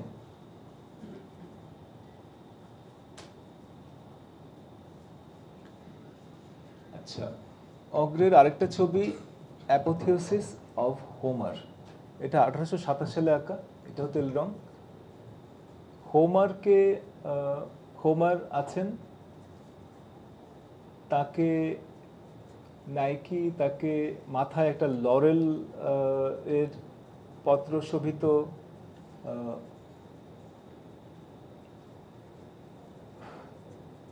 মুকুট তার মাথায় পরিয়ে দিচ্ছেন। হোমার আছেন একদম মাঝখানে, এবং দেবী তাকে একটা এই পত্রপল্লবের মুকুট পরিয়ে দিচ্ছেন, অর্থাৎ তাকে অভিষিক্ত করছেন। এবং এখানে হোমারই আছে একদম সেন্টারে। এই যে কম্পোজিশনটা, একদম কেন্দ্রে হোমারকে রাখা হয়েছে, এবং পেছনে যে স্থাপত্যটা দেখা যাচ্ছে, আমরা সেখানে গ্রেকো রোমান শৈলীতে অবশ্যই ক্লাসিক্যাল শৈলীটা সহজেই দেখতে পাচ্ছি, এবং তার মধ্যে যে একটা পরিমিতি বোধ, একটা ভারসাম্যের বোধ, সেগুলো এখানে খুব স্পষ্ট। এবং এটা মোটামুটি সিমেট্রিক্যাল, একটা খুব প্রতিসমভাবে এটাকে বিন্যস্ত করা হয়েছে বিষয়টাকে, সেন্টার দুপাশে ব্যালেন্স করে সাজানো হয়েছে। এবং এখানে আমরা আরো কয়েকজন বিখ্যাত শিল্পীকে আমরা এখানে পাবো, আমরা মিকেলাঞ্জেলকে পাবো, আমরা পোসাকে পাবো। তো এবং হোমারের যে ইলিয়াড এবং ওডিসি, দুটো বড় কাব্য, যে গ্রিক কবি হোমার, ইলিয়াড এবং ওডিসিকে আমরা দুজন ফিগার হিসেবে, দুটো মানুষ হিসেবে আমরা ডানে এবং বাঁয়ে বসে থাকতে দেখব। তারা ইলিয়াড এবং ওডিসির প্রতিভু বা তাকে প্রতিকায়িত করছেন। তো এই ছবিটা আপনাদের নিশ্চয়ই অনেকের মনে পড়বে, যে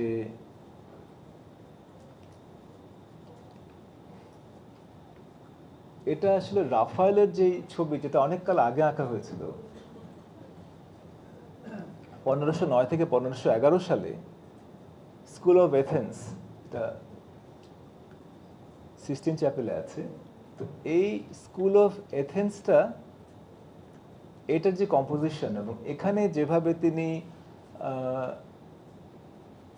হাই রেনেসান্সের শিল্পীদেরকে কেন্দ্রে রেখে এবং অন্য শিল্পী, দার্শনিক এবং অন্যদেরকে যেভাবে এটা অন্তর্ভুক্ত করেছেন ছবিটাতে, এটার অনুপ্রেরণায় পরবর্তীকালে আঁকছেন অগ্রে এই ছবিটা, যেখানে হোমারকে অ্যাপোথিওসিস, তাকে মহিমান্বিত করা হচ্ছে, তার উপর তাকে অভিষিক্ত করা হচ্ছে।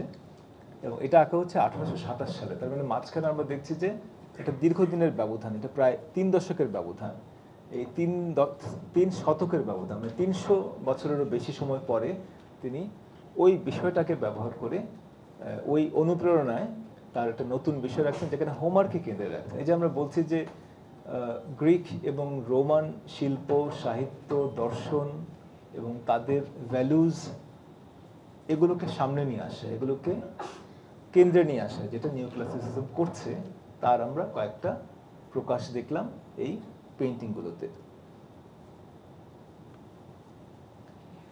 এখন আমরা এই পর্বের আলোচনা শেষে চলে এসেছি। আমরা চট করে জাস্ট ছবিগুলো আরেকবার দেখে নেব, আপনারা একটু লক্ষ্য করবেন কয়েক সেকেন্ড করে ছবিগুলোর দিকে।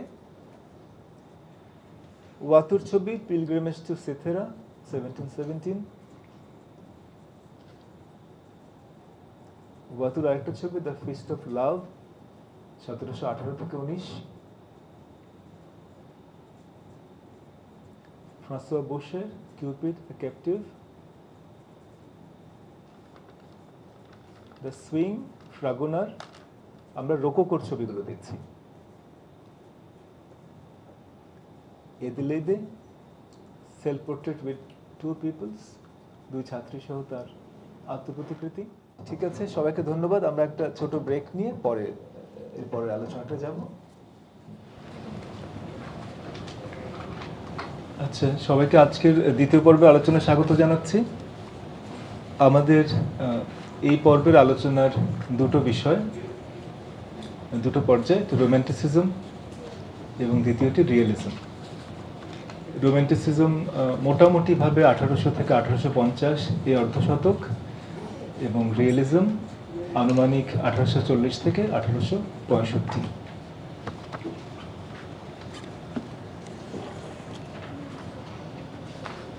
তো যেহেতু আমাদের নির্ধারিত সময়টা আসলে 7:30 পর্যন্ত ছিল, এবং যারা অনলাইনে যুক্ত হয়েছেন আমাদের সঙ্গে, তারা অনেকক্ষণ ধরে এটার সঙ্গে যুক্ত আছেন, তাদের হয়তো একটা যাওয়ার তাড়াও থাকে। তো আমি এই পর্বের আলোচনাটা একটু সংক্ষিপ্ত করব। এখানে তো অনেক আলোচনা করারই অবকাশ আছে দুটো খুব উল্লেখযোগ্য পর্যায় নিয়ে, কিন্তু আমরা একটু সংক্ষিপ্ত করব। আপনাদের কারো কোনো প্রশ্ন থাকলে সেটা লিখিতভাবে পরেও জানাতে পারেন, যেহেতু আমাদের 12 তারিখে আরও দুটো ক্লাস আছে, ফলে আমরা সেটা পরেও আমরা সেগুলোর উত্তর দিতে পারবো কিংবা আলোচনা করতে পারবো। আপনারা লিখে জানাতে পারেন, মৌখিকভাবে জানাতে পারেন, এবং যারা দূর থেকে যুক্ত হয়েছেন তারাও তাদের প্রশ্ন থাকলে রাখতে পারেন, সেটা আমরা পরে আলোচনা করে নেবো আরেকদিন। প্রথমে আমরা আলোচনা করব রোম্যান্টিসিজম নিয়ে।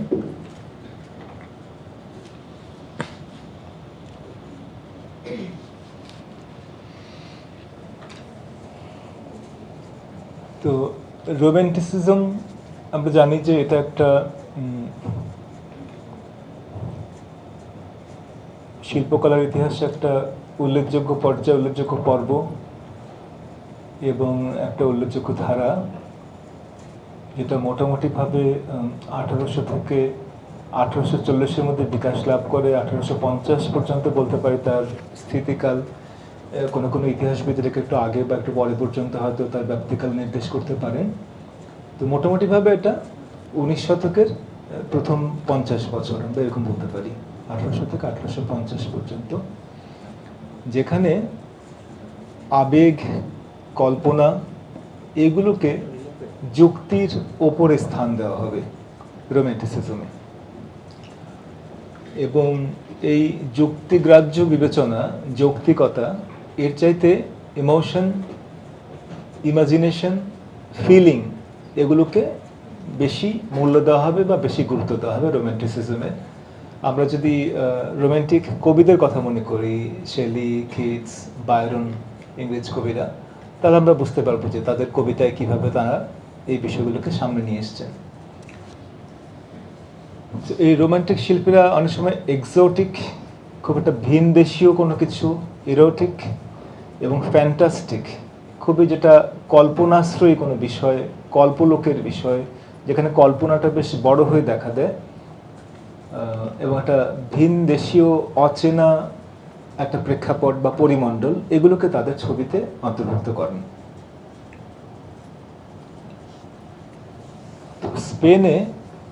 স্পেন রোম্যান্টিসিজমের একটা বড় কেন্দ্র, কারণ স্পেনের খুব নামকরা শিল্পী ফ্রান্সিসকো দে গোয়া তিনি একজন অত্যন্ত গুরুত্বপূর্ণ রোম্যান্টিক আর্টিস্ট, এবং তার যে লস কাপ্রিচাস সিরিজ যেটা, সেইখানে আমরা দেখব যে কল্পনার যেই স্বতঃস্ফূর্ত উৎসার সেটা আমরা তার এই সিরিজের কাজগুলোতে দেখতে পাবো, এবং যেখানে কল্পনা, আবেগ এবং কি এই যে দুঃস্বপ্নের মতো যেই পরিবেশ বা পরিস্থিতি, যেটা দুঃস্বপ্নবোধ, সেটাকে কাজে বা ছবিতে রূপায়িত করা, ছবিতে ছাপচিত্রে রূপায়িত করা, সেটা আমরা গোয়ারের সিরিজে দেখতে পাবো।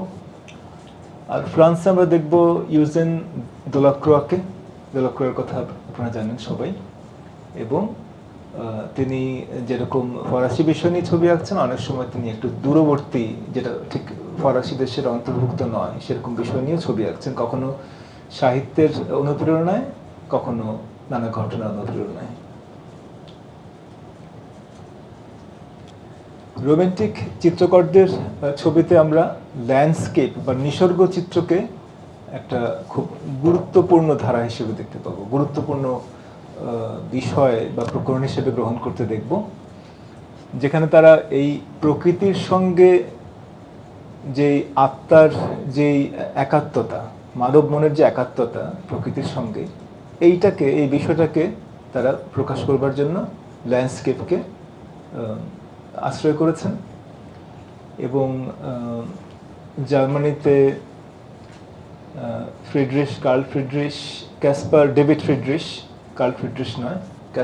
ফ্রিডরিশ, এবং ইংল্যান্ডে জন কনস্টেবল এবং JMW টার্নার, এরা রোম্যান্টিক পেইন্টিংয়ের খুব নামকরা কয়েকজন শিল্পী।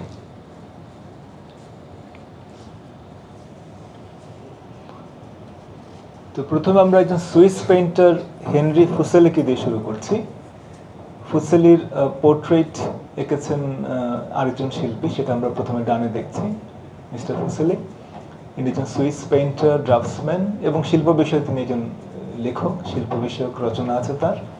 এবং তার জীবনের একটা বড় সময়, যেহেতু তিনি সুইস শিল্পী, একটা বড় সময় কেটেছে ব্রিটেনে। এবং তার কাজে আমরা দেখব যে একটা সুপারন্যাচারাল বিষয়বস্তু বা অতি প্রাকৃত বিষয়বস্তুকে তিনি তার কাজের অন্তর্ভুক্ত করেছেন। কিভাবে, আমরা তার একটা নমুনা দেখব। যেমন ধরুন এই কাজটা, দ্য নাইটমেয়ার বা দুঃস্বপ্ন, এটা ক্যানভাসে তেল রং, 1781 সালে আঁকা। এই ছবিটা তো একটা তীব্র নাটকীয়তা আছে অবশ্যই, এবং আমরা এই যে দেখছি যে একজন নারীকে দেখছি যে তিনি এভাবে শায়িত অবস্থায় আছেন, তার হাত ঝুলে পড়েছে, এবং এই যে ওপরে যে একজন কিংপুরদর্শন ব্যক্তিকে দেখা যাচ্ছে, এবং পেছনে একটা মুখাবয়ব দেখা যাচ্ছে, ডার্ক অন্ধকারাচ্ছন্ন জায়গা থেকে বেরিয়ে এসছে একটা পশুমুখ। এই সবটা মিলে আমরা দেখবো যে একটা অতি প্রাকৃত জগৎ যেন তৈরি হয়েছে। এটা ঠিক বাস্তব, আমাদের প্রাত্যহিক বাস্তবতার জগৎ নয়, এটার মধ্যে একটা নাইটমেয়ার বা একটা দুঃস্বপ্নের আবহ তৈরি করেছেন শিল্পী, এবং সেটা খুব সফলতার সঙ্গে করেছেন। এবং এই ওপরে যে একজন বসে আছে, তার এই বসে থাকার ভঙ্গি এবং সবটার মধ্যে আবার এক ধরনের এরোটিক একটা দোতনাও এখানে হয়তোবা এসে গেছে। তো এই বিষয়টা ফুসেলি এই ধরনের বিষয় নিয়ে কাজ করেছেন তার পেইন্টিংয়ে। আমাদের দ্বিতীয় শিল্পী স্পেনের ফ্রান্সিসকো হোসে দে গোয়া ইলুসিয়েন্তাস, বা সংক্ষেপে ফ্রান্সিসকো গোয়া নামে যাকে আমরা চিনি। তো গোয়া তার সময়ের সবচাইতে গুরুত্বপূর্ণ এবং সবচাইতে অরিজিনাল বা মৌলিক শিল্পী হিসেবে পরিচিত শিল্প ইতিহাসে, এবং তিনি দাভিদের প্রায় সমসাময়িক, কিন্তু তাদের কাজের মধ্যে বিশেষ কোনো মিল পাওয়া যায় না। দাভিদ এবং তিনি সম্পূর্ণ ভিন্ন দুই ধারা শিল্পী। আমরা তো দাভিদের কাজটাকে দেখলাম, নিউ ক্লাসিক্যাল শিল্পী দাভিদের কাজ। এবং গোয়া তার জীবনে বিভিন্ন জায়গায় কাটিয়েছেন। তিনি ইতালিতে কাটিয়েছেন 1770-71 সালে, এবং তিনি আন্তন রাফায়েল মেংসের সঙ্গে কাজ করেছেন মাদ্রিদে, এবং তিনি পরবর্তীকালে তার কাজের মধ্য দিয়ে তার যে নিজস্বতা অর্জন করেছেন, এবং সেখানে আমরা একই সঙ্গে পেইন্টিং, ছাপচিত্র দুই দেখতে পাবো তার কাজে। এবং তিনিও এই যুক্তিকে অনেক ক্ষেত্রে প্রশ্ন করেছেন, এবং যেখানে রিজনের চাইতে যেখানে ইমোশন এবং ফিলিং এগুলো বড় হয়ে দেখা দেবে, এবং তিনি তার সময়ের নানা সমকালীন ঘটনা, সমকালীন যুদ্ধ, এই নানা কিছুর ব্যাপারে তার কাজের মধ্য দিয়ে সাড়া দেবেন, প্রতিক্রিয়া জানাবেন, সেগুলোকে চিত্রিত করবেন। তার যেই ভেতরকার আবেগ, ভেতরকার বক্তব্য, ভেতরকার প্রতিবাদ, সেগুলোকে তিনি তার কাজে চিত্রিত করবেন, রূপায়িত করবেন।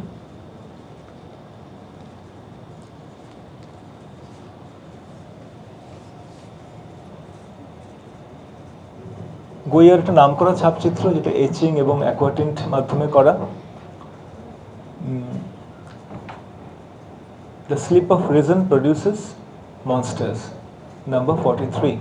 তো লস ক্যাপ্রিচার্স বলে তার যে বিখ্যাত সিরিজটা আছে, তার একটা অংশ। এটা আনুমানিক 1798 সালের দিকে আঁকা হয়েছে। আমরা ছবিটা ভালো করে লক্ষ্য করব।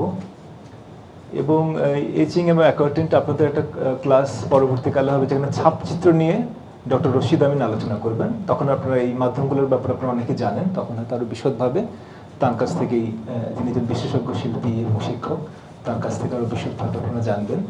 আমি আর এইসব মাধ্যমগত বিষয়ে আপাতত যাচ্ছি না, যেহেতু একটা আলাদা ক্লাস পরে আছে আমাদের।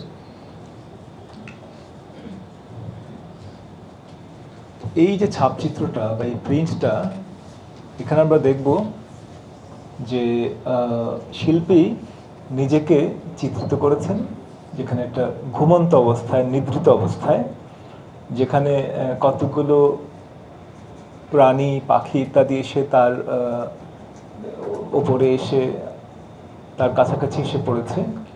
এবং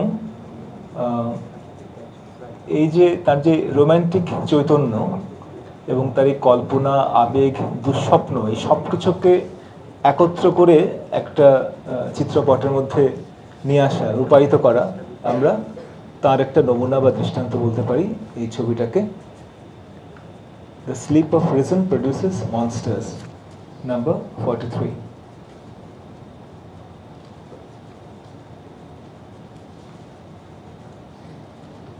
ফ্রান্সিসকো গোয়া, এই ছবিটা আপনাদের সবারই পরিচিত।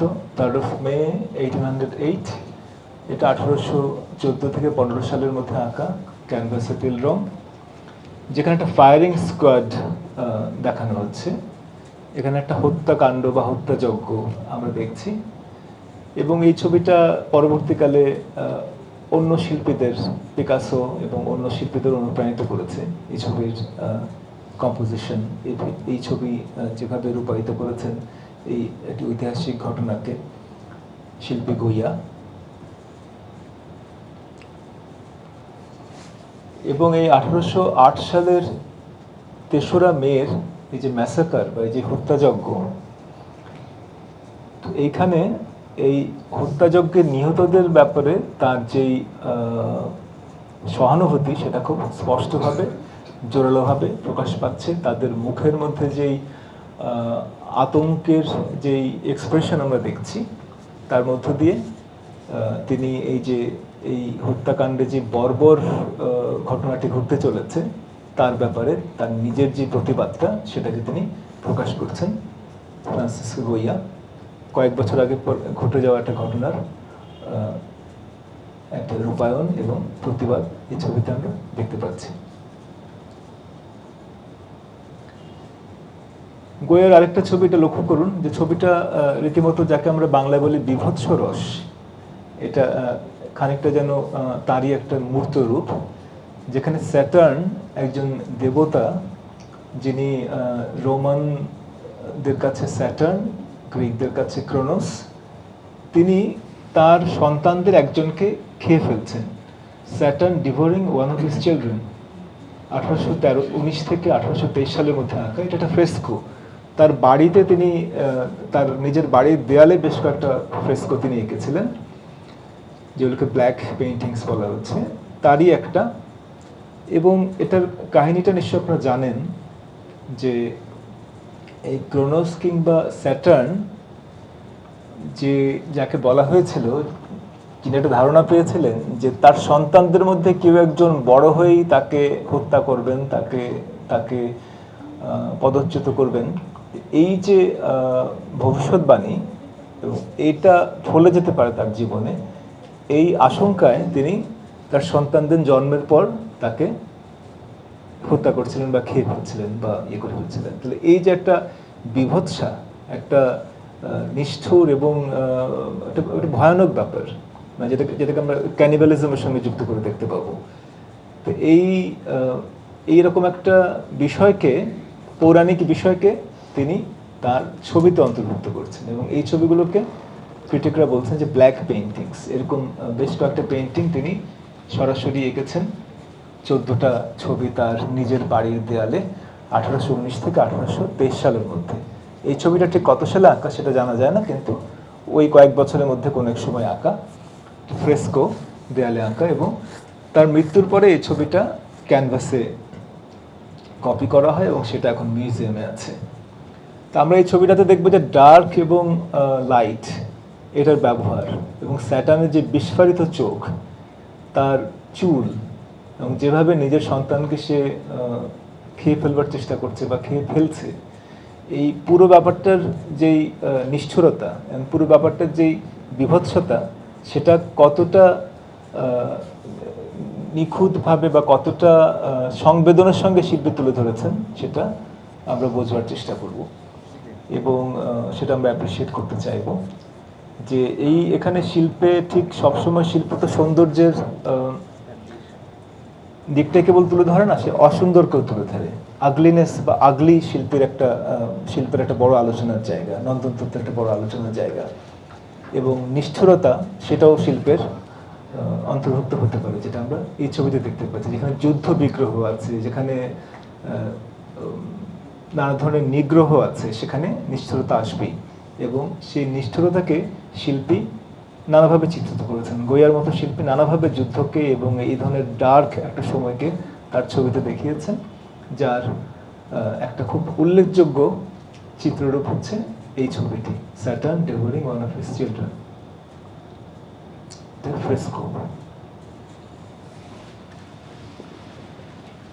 ফ্রান্সে যারা এই রোমান্টিক শিল্প আন্দোলনের সঙ্গে যুক্ত ছিলেন, তাদের মধ্যে খুব উল্লেখযোগ্য একজন হচ্ছেন থিওডোর জেরিকো, বা থিওডোর জেরিকো নামে তাকে আমরা চিনি।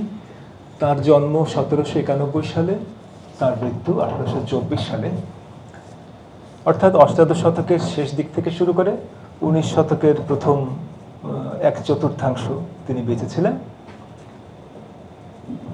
তো তার জীবন খুব দীর্ঘ নয়, এদিকে 9 বছর, ওদিকে 24 বছর, 24 নয় 33 বছর। এই 33 বছর খুবই সংক্ষিপ্ত জীবন আমরা বলবো। তো এর মধ্যেই তিনি কয়েকটা খুব উল্লেখযোগ্য ছবি এঁকে গেছেন, এবং তিনি ফরাসি চিত্রকলাকে দারুণভাবে প্রভাবিত করেছেন, অনুপ্রাণিত করেছেন। ডানে তার একটা পোর্ট্রেট দেখতে পাচ্ছি, আরেকজন শিল্পী হরেসের আঁকা। তো তার একটা খুব নামকরা ছবি এই ছবিটি, যেটা আঁকা হয়েছে তার 21 বছর বয়সে। এই 21 বছর বয়সে তিনি এই ছবিটা আঁকেন, এবং এটার যেই একটা অগ্নিগর্ভ পটভূমি, এটার যে ব্যাকগ্রাউন্ডটা যদি আমরা দেখি সেখানে, এবং এটাতে ঘোড়ার যেই ভঙ্গিটা, যেভাবে সে বেঁকে তার সামনের পাগুলো তুলে, যেভাবে এর সঙ্গে হয়তো এটা যদি একটা স্থির চিত্র বা পেন্টিং না হয়, একটা মুভি হতো, চলচ্চিত্র, আমরা তার হয়তো রেশাধ্বনিটা শুনতে পেতাম, ঘোড়ার ডাক শুনতে পেতাম।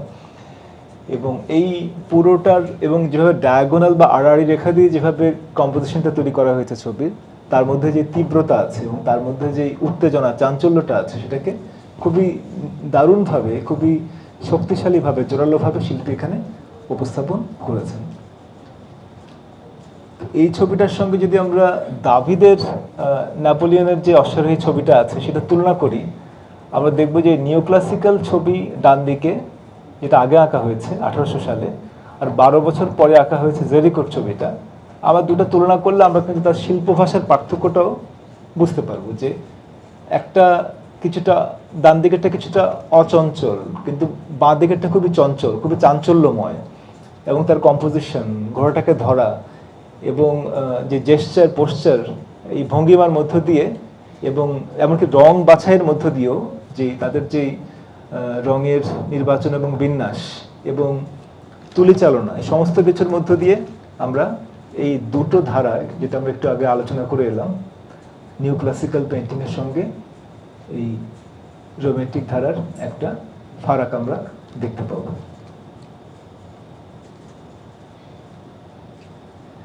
জেরিকোর সবচেয়ে নামকরা ছবি, এবং এটা 19 শতকের চিত্রকলার, পাশ্চাত্য চিত্রকলার একটা masterpiece, raft of the Medusa. এটা 1818 সাল থেকে 1819 সালের মধ্যে আঁকা হয়েছে। এটা বড় একটা পেইন্টিং, থিওডোর জেরিকোর আরেকটা নামকরা ছবি এবং তার সবচেয়ে বিখ্যাত মাস্টারপিস। ছবিটা সম্পর্কে আপনারা জানেন সবাই। তারপর আমরা কয়েকটা তথ্য হয়তো এখানে উল্লেখ করব। এটা প্রায় 23 ফুট এটার চড়া ছবিটা, প্রস্থে 23 ফুট, এবং দৈর্ঘ্যটা আপনারা দেখতে পাচ্ছেন আনুপাতিকভাবে। এবং এই ছবিতে তিনি যেই ফিগারগুলো এঁকেছেন সেটা বাস্তবের কাছাকাছি সাইজের। এটা 1819 সালে যখন সালোতে এক্সিবিশন হয় তখনই এটা বেশ সাড়া ফেলে। 1816 সালের জুলাই মাসে বা 2রা জুলাই একটা জাহাজ ডুবি হয়, এবং সেখানটা ফ্রেঞ্চ ফ্রিগেট, যেটার নাম ছিল মেডুসা, সেই মেডুসা ডুবে যায় বা নিমজ্জিত হয়। এবং সেটা ধাক্কা খেয়েছিল একটা দ্বীপের সঙ্গে, এবং সেই ধাক্কা খাওয়ার কারণে এটা যে ক্যাপ্টেন ছিলেন, সেই ক্যাপ্টেন যথেষ্ট দক্ষ ছিলেন না জাহাজ চালনায়।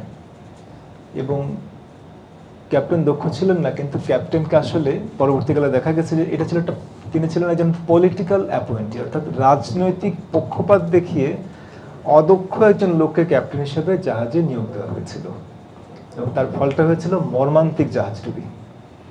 এবং যার ফলে একটা এই বিরাট দুর্ঘটনা ঘটে, এবং সে ক্যাপ্টেন এবং ওখানে যে কর্মকর্তা যারা ছিলেন তারা, অফিসাররা, লাইফ বোট ব্যবহার করে তারা নিজেদের প্রাণ রক্ষা করেন। তো দেখা গেল যে ওখানে অন্য যারা ছিল, সাধারণ মানুষেরা, তাদের প্রাণ রক্ষার ব্যাপারে এই ক্যাপ্টেন এবং কর্মকর্তারা উদ্যোগী হচ্ছেন না। তো তখন কার্পেন্টার একটা কাঠের ভেলা তখন তৈরি করেন সেখানে, এই নিজেদের প্রাণ বাঁচানোর তাগিদে, এবং সেটা দিয়ে তিনি নিজে এবং 147 জন প্যাসেঞ্জার তখন তাদের জন্য এই র্যাফটটা তিনি তৈরি করেন। এবং দেখা গেলো যে এই ভেলাটা সেটা 13 দিন মতো ভাসলো সেটা, এবং একটা পর্যায়ে যে মানুষরা এখানে ছিলেন এই ভেলার মধ্যে, 13 দিন তো চারটেখানি কথা না, এটা লম্বা সময়, এবং 13 দিন এখানে কোনো খাবার দাবার আর নাই। বুঝতেই পারছেন যে জাহাজ ডুবে গেছে, এটা ক্যাপ্টেন এবং অন্যরা লাইফ বোট নিয়ে চলে গেছে, এবং এইখানে একটা পর্যায়ে এমন দেখা দিয়েছে যে মানুষকে খাচ্ছে ক্ষুধার তাড়নায়। এরকম নির্মম, নৃশংস এবং মর্মন্তুদ ঘটনার অবতারণা হয়েছে, পরিস্থিতির অবতারণা হয়েছে। তো এই পুরো ঘটনাটাকে বা এই পুরো ঘটনা প্রবাহকে, এবং সেখানে বেঁচে যান সেরকম একজন পরবর্তীকালে ঘটনা বর্ণনা দিয়েছিলেন। তো তাহলে এই জায়গাটা বা এই বিষয়টাকে উপজীব্য করে, বিষয় করে জেরিকো তার এই বিখ্যাত মাস্টারপিসটা আঁকেন, এবং এটা তখন দারুণ একটা হইচই তৈরি করে খুব স্বাভাবিকভাবেই, প্রচুর সমালোচিত হয়। এই যে পুরো ঘটনায় জাহাজে একটা পলিটিক্যাল অ্যাপয়েন্টি, এমন একজন নাবিককে যিনি আসলে যথেষ্ট দক্ষ নন, এতগুলো মানুষের প্রাণ সংশয় ঘটেছে তার জন্য, এবং মারা গেছেন পরবর্তীকালে নৃশংসভাবে মানুষজন এখানে। তো এই পুরো ব্যাপারটা নিয়ে দারুণ একটা শোরগোল, দারুণ একটা তুমুল হইচই হয়। তো এটা তো গেলে ঘটনার দিক।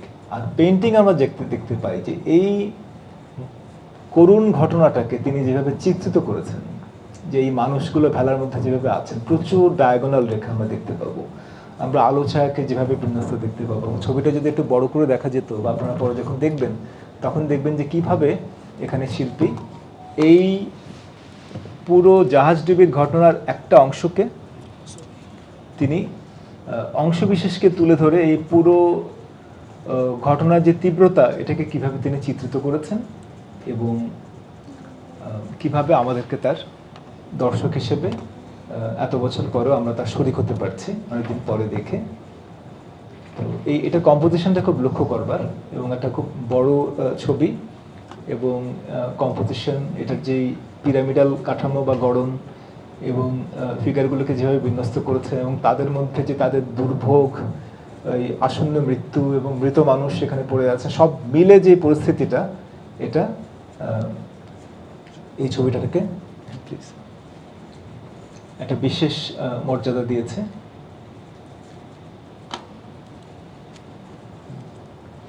তো এখানে আমরা তো বিশদ আলোচনার সুযোগ নেই, আমাদের সময় খুব সীমিত। তা আমি অনুরোধ করবো আপনারা ইউটিউবে গেলেই অধ্যাপক আবুল মনসুরের একটা আলোচনা পাবেন, র্যাফট অফ দ্য মেডুসা দিয়ে সার্চ করলেই শিল্প সমন্বয় বলে একটি সংগঠন আছে, তার সেই ব্যানারে অধ্যাপক আবুল মনসুর আমাদের একজন আমাদের অগ্রগণ্য শিল্প সমালোচক এবং আমার শিক্ষকও, তিনি এই ছবিটা নিয়ে একটা বিস্তৃত আলোচনা করেছেন। আশা করি যে আপনারা সেটা শুনে নেবেন যখন সময় পাবেন, তাহলে দেখবেন যে একটা ছবিকে কতভাবে ব্যাখ্যা করা যায়, যেটা আমাদের এই সীমিত পরিসরের সুযোগটা নেই। তো এবং সেই আলোচনাটা নিশ্চয়ই আপনাদের সমৃদ্ধ করবে, আমি সেটা আপনাদের পরবর্তীকালে দেখে নিতে অনুরোধ করব। র্যাফট অফ দ্য মেডুসা, শিল্প সমন্বয় বা আবুল মনসুর, এটা লিখে সার্চ দিলেই হবে ইউটিউবে, পরে আমি লিঙ্কটা আপনাদের সঙ্গে শেয়ার করব। আচ্ছা, ইনি আরেকজন শিল্পী যিনি হচ্ছেন দেলাক্রোয়া, ফরাসি শিল্পী যার কথা আমরা একটু আগে বলেছি। এটা একটা ফটোগ্রাফ, নাদার বলে একজন বিখ্যাত ফরাসি ফটোগ্রাফার, এটা তার ছদ্মনাম, নাদার নামে তিনি পরিচিত আমাদের কাছে, তার তোলা ছবি। এবং আর্ট হিস্টোরিয়ান বা শিল্প ইতিহাসবিদরা এই 19 শতকের প্রথমার্ধের দুজন খুব গুরুত্বপূর্ণ শিল্পীর কথা বলেন। একজন হচ্ছেন অগ্রে, যিনি নিউ ক্লাসিক্যাল শিল্পী, আরেকজন রোম্যান্টিক আর্টিস্ট যিনি দেলাক্রোয়া। এই দুজনই পরস্পরের সঙ্গে পরস্পরের মানে প্রতিপক্ষ এবং পরস্পরের দুজনই খুব খ্যাতিমান শিল্পী, দুটো শিল্প আদর্শের প্রতিভূ বা প্রতিনিধি। তো এদেরকে নিয়ে শিল্পীরা আলোচনা করেন এবং কখনো কখনো তৎকালীন যারা ক্যারিকেচার করেন বা ব্যঙ্গচিত্রী, তারা তাদেরকে যুদ্ধরত অবস্থায় তাদের কার্টুন এঁকেছেন। তো এই দুজন তাদের এরকম একটা দুটো শিল্প আদর্শের তার প্রতিনিধি এবং পরস্পরের সঙ্গে তারা যুদ্ধে রত, এটাও তৎকালীন সমকালীন কার্টুনের বিষয়বস্তু ছিল। তো এই দেলাক্রোয়ার ছবি আমরা দেখব, যার ছবির সঙ্গে আপনারা সবাই পরিচিত আছেন। ডেথ অফ সার্দোনাপোলুস, 1827 সালে আঁকা। এটাতে আমরা দেখছেন যে এটা একটা ম্যাসাকার, একটা হত্যাকাণ্ডের ছবি, হত্যাযজ্ঞের ছবি, এবং যেটা অবশ্যই যুদ্ধের অংশ। এই ছবিটা কবিতা দ্বারা বায়রনের যেই সার্ডানাপালুস বলে যে কবিতাটা আছে 1821 সালে যেটা লেখা হয়, সেই কবিতার অনুপ্রেরণায় আঁকা 1827 সালে, অর্থাৎ কয়েক বছর পরে। তো এখানে যেটা আমরা লক্ষ্য করবো, এই যে কবিতা বা সাহিত্য, কবিতা বা উপন্যাস থেকে বিষয় আসতে পারে, পুরাণ থেকে আসতে পারে, সমকালীন বা অব্যবহিত আগের লেখা থেকে আসতে পারে, নানা সোর্স থেকে লেখক বা শিল্পীরা তাদের বিষয়বস্তু গ্রহণ করতে পারেন এবং এই বিভিন্ন মাধ্যমের মধ্যে একটা যাতায়াত বা একটা পারস্পরিক প্রভাবের একটা জায়গাও, আদান প্রদানের জায়গাও আছে, যেটা এই পেন্টিংটাও আমাদের সে কথা বলবে। এখানে যেটা বায়রন যেভাবে চিত্রিত করেছিলেন, তিনি সরাসরি সেভাবে দেখাননি, তিনি কিছু পাল্টে নিয়েছিলেন এবং এটা আসিরিয়ান রাজা আশুরবাণীপালকে যেখানে দেখবো যে তার যে জীবনের শেষ কয়েকটা মুহূর্ত বা শেষ প্রহর, সেটাকে তিনি চিত্রিত করেছেন, যেখানে তার সেনাবাহিনী পরাস্ত হয়েছে, তাদের শহরে শত্রু সৈন্য ঢুকে পড়েছে, এই বিশেষ সময়টা এটাকে তিনি চিত্রিত করেছেন। এবং আমরা দেখবো যে বায়রনের ছবিতে বা বায়রনের রচনায়, কবিতায় এটাকে যেভাবে বর্ণনা দিয়েছিল সেটাকে পরিবর্তিত করে একটা নিজের চিত্রভাষ্য উপস্থাপন করেছেন দেলাক্রো। অর্থাৎ একটা বিষয়কে যখন আমি গ্রহণ করি আমার সোর্স হিসেবে, তখন সেটাকে আমি নিজের মতো করে ইন্টারপ্রেট করি। আমি যে হুবহু সেটাকে চিত্রিত করব, সেটাকে একদম পায়ে পায়ে অনুসরণ করবো, সেটা নাও হতে পারে। সেখানে শিল্পীর নিজস্বতা দেখানো বা নিজের মতো করে সেটাকে ইন্টারপ্রেট করার একটা সুযোগ আছে, এবং সেটা শক্তিশালী শিল্পীরা প্রায়শ তাই করে থাকে। এই ছবিটা কে না চিনি, এটা সবাই আমরা জানি, এবং এটা পৃথিবীর সবচেয়ে পরিচিত ছবিগুলোর একটা, লিবার্টি লিডিং দ্য পিপল। এটা দেলাক্রোয়ার আরেকটা মাস্টারপিস, 1830 সালে আঁকা। এবং লিবার্টিকে আমরা দেখছি যে নারী হিসেবে তাকে চিত্রিত করা হয়েছে, তিনি এই জনতাকে পথ দেখিয়ে নিয়ে যাচ্ছেন। এটা ফরাসি বিপ্লবের একটা পর্যায়কে এখানে চিত্রিত করা হয়েছে, যেখানে 10ম শার্লের বিরুদ্ধে যেই প্যারিসে যে অভ্যুত্থান, সেটাকে চিত্রিত করা হয়েছে, এবং যেখানে এই লিবার্টিকে একজন ব্যক্তি হিসেবে বা নারী হিসেবে উপস্থাপিত করা হয়েছে এখানে, এই 1830-এর রেভলিউশন বা বিপ্লবকে। এবং এটাতে দেলাক্রোয়া এই পুরো এই বৈপ্লবিক ঘটনার বা এই ঘটনা প্রবাহের যেই তীব্রতা, সেটাকে এর মধ্যে যেমন ঐতিহাসিক রূপায়ণ আছে, একই সঙ্গে কিছু এলিগরি, কিছু প্রতীক রূপকের ব্যবহারও আছে। এবং এই দুটার সমন্বয়ের মধ্যে আমরা দেখছি যে এই বাইবেলের বিষয়, পৃষ্ঠপোষকদের ছবি আঁকা, উঁচুতলার মানুষের ছবি আঁকা, তাদের মনোরঞ্জন করে ছবি আঁকা, তাদের বিষয় করে ছবি আঁকা, পৌরাণিক বিষয় নিয়ে ছবি আঁকা, গ্রিক রোমান কাহিনী নিয়ে ছবি আঁকা, ওখান থেকে সরে এসে রিয়েলিস্টরা পূর্বে কোথায় হাজির হয়েছেন, কোথায় কাজ করতে চাইছেন, তার ছবি কোন কথা বলছে, ফারাকটা আমরা খুব জোরালোভাবে স্পষ্টভাবে ধরতে পারছি। সেটা তো আমরা বললামই, আমরা পরের ছবিতে চলে যাই। এটা একটা বড় পেন্টিং, একেবারে হিস্ট্রি পেন্টিংয়ের আদলে একেবারে বড় অনেকগুলো চরিত্র এবং বেশ বিস্তৃত তার সাইজ। এটা বেরিয়াল অ্যাট অর্নান্স। অর্নান সেই জায়গা যেখানে পূর্বে জন্মেছিলেন, এবং 1849 সালে আঁকা এটা বড় পেন্টিং, যেখানে একটা অন্ত্যেষ্টিক্রিয়া বা বেরিয়াল, যেখানে একজনের মৃত্যু হয়েছে তাকে দাফন করা হবে, কবরস্থ করা হবে, সমাধিস্থ করা হবে, এই হচ্ছে বিষয়। কিন্তু এখানে যারা জড়ো হয়েছেন, একজন পাদ্রী মতন ভদ্রলোক আছেন যিনি সেই পবিত্র গ্রন্থ থেকে কিছু পাঠ করছেন, কিন্তু যারা জড়ো হয়েছে তারা সাধারণ মানুষ। এটা খুব একটা হিরোইক কোনো বীরের মৃত্যু নয়, কোনো সমাজের কোনো বিখ্যাত লোকের মৃত্যু নয়। এখানে যারা আছেন তারা খুব সাধারণ মানুষ। এদেরকে আমরা সেই ফরাসি লেখক গুস্তাভ ফ্লবেয়ার কিংবা বালজাক, এদের উপন্যাসে যে ধরনের চরিত্র আমরা পাই, সাধারণ মানুষ, সেরকম চরিত্রদের এখানে আমরা ভেট করতে দেখি, এবং তাদেরকে নিয়ে এই ছবিটা। এবং ছবিটার মধ্যে কোনো বীরত্বব্যঞ্জক কোনো ব্যাপার নেই, খুবই সাদামাটা, মামুলি, এবং খুবই একটা ভিন্ন একটা মাত্রা, যেটা আমরা পাশ্চাত্য এর আগের বিভিন্ন মুভমেন্টে বা বিভিন্ন পর্যায়ে যেসব ছবি দেখেছি, আপনারা হয়তো সেই এল গ্রেকোর বিখ্যাত ছবির কথা মনে করতে পারেন, আমার অনেকের ছবি যেখানে এরকম বেরিয়ালের ছবি আছে, যেখানে মর্ত জগৎ এবং ডিভাইন জগৎ দুটোকে একসঙ্গে দেখানো হয়েছে এবং নানাভাবে সেটাকে মহিমান্বিত করা হয়েছে। এখানে কিন্তু এই মহিমান্বিত করার কোনো ব্যাপার নেই। তো এটা একটা দারুণ ছবি, এবং এটা তখন দর্শকরা বেশ আশ্চর্য হয়েছিল, এটা নিয়ে কিছু প্রশ্ন উঠেছিল যে এটা কেমন একটা মৃত্যু দৃশ্য বা কেমন একটা শোকের ছবি, যেখানে এটা কোনো হিরোইক ব্যাপার নেই।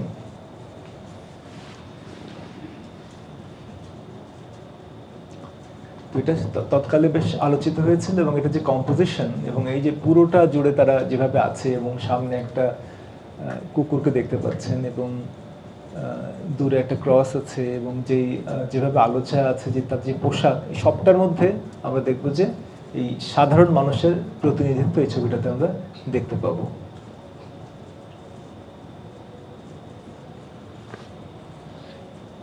জঁ ফ্রাঁসোয়া মিলে আরেকজন নামকরা ফরাসি শিল্পী, রিয়েলিস্ট শিল্পী অবশ্যই, এবং তিনি এই বারবিজো এলাকায় গিয়ে কাজ করেছেন। যে বারবিজো স্কুল বলে যে শিল্পীদের একটা গোষ্ঠীর কথা আমরা জানি, যে তারা ওপেন এয়ারে কাজ করতেন এবং নেচার স্টাডি করতেন, ল্যান্ডস্কেপ করতেন, তার মধ্যে মিলেও ছিলেন। তো মিলে তিনি যেহেতু নিজেই গ্রামীণ পরিবেশে বড় হয়েছেন, জন্মেছিলেন, খুব ভালো করে জানেন সেটাকে, তো এটাকে তিনি তার ছবির বিষয়বস্তু করেছেন এবং তার বিষয়বস্তু আমরা দেখব ছবিতে যে সাধারণ মানুষ, এবং সেখানে শ্রমজীবী মানুষ এবং খুব সাধারণ মানুষ যারা সমাজের নিচের তলায় বসবাস করেন। যেমন দ্য গ্লিনার্স এই ছবিটার কথাই ধরুন, 1897 সালে আঁকা। এরা কারা? তিনজন মহিলা যারা ফসল কুড়াচ্ছে, অর্থাৎ জমিতে ধান বা ফসল সেটা কাটা হয়ে গেছে, এখন কিছু পড়ে আছে, কিছু শস্য দানা, সেই শস্য দানাটা তারা খুঁটে খুঁটে সংগ্রহ করছে একটা একটা করে। খুব পরিশ্রমের কাজ। তো কারা করে? তারাই করে যাদের সাথে কোনো জমি জিরত নেই, যারা একেবারেই নিরন্ন, নিঃস্বের মধ্যে নিঃস্ব, তারা এইভাবে করে সংগ্রহ করে শস্য দানা।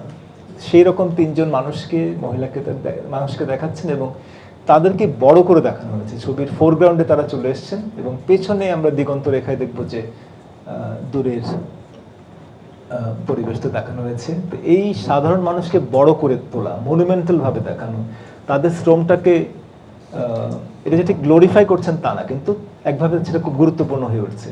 তাদের শ্রমকে তিনি মর্যাদা দিচ্ছেন, সেটাকে আলাদাভাবে সামনে নিয়ে আসছেন আমাদের। যেরকম পূর্বে করছেন স্টোন ব্রেকার্সের মধ্যে, মিলে করছেন দ্য গ্লিনার্সের মধ্যে। আমরা পরিবর্তনটা দেখতে পাচ্ছি নিউ ক্লাসিক্যাল পেইন্টিং থেকে এবং রোমান্টিক পেইন্টিং থেকে।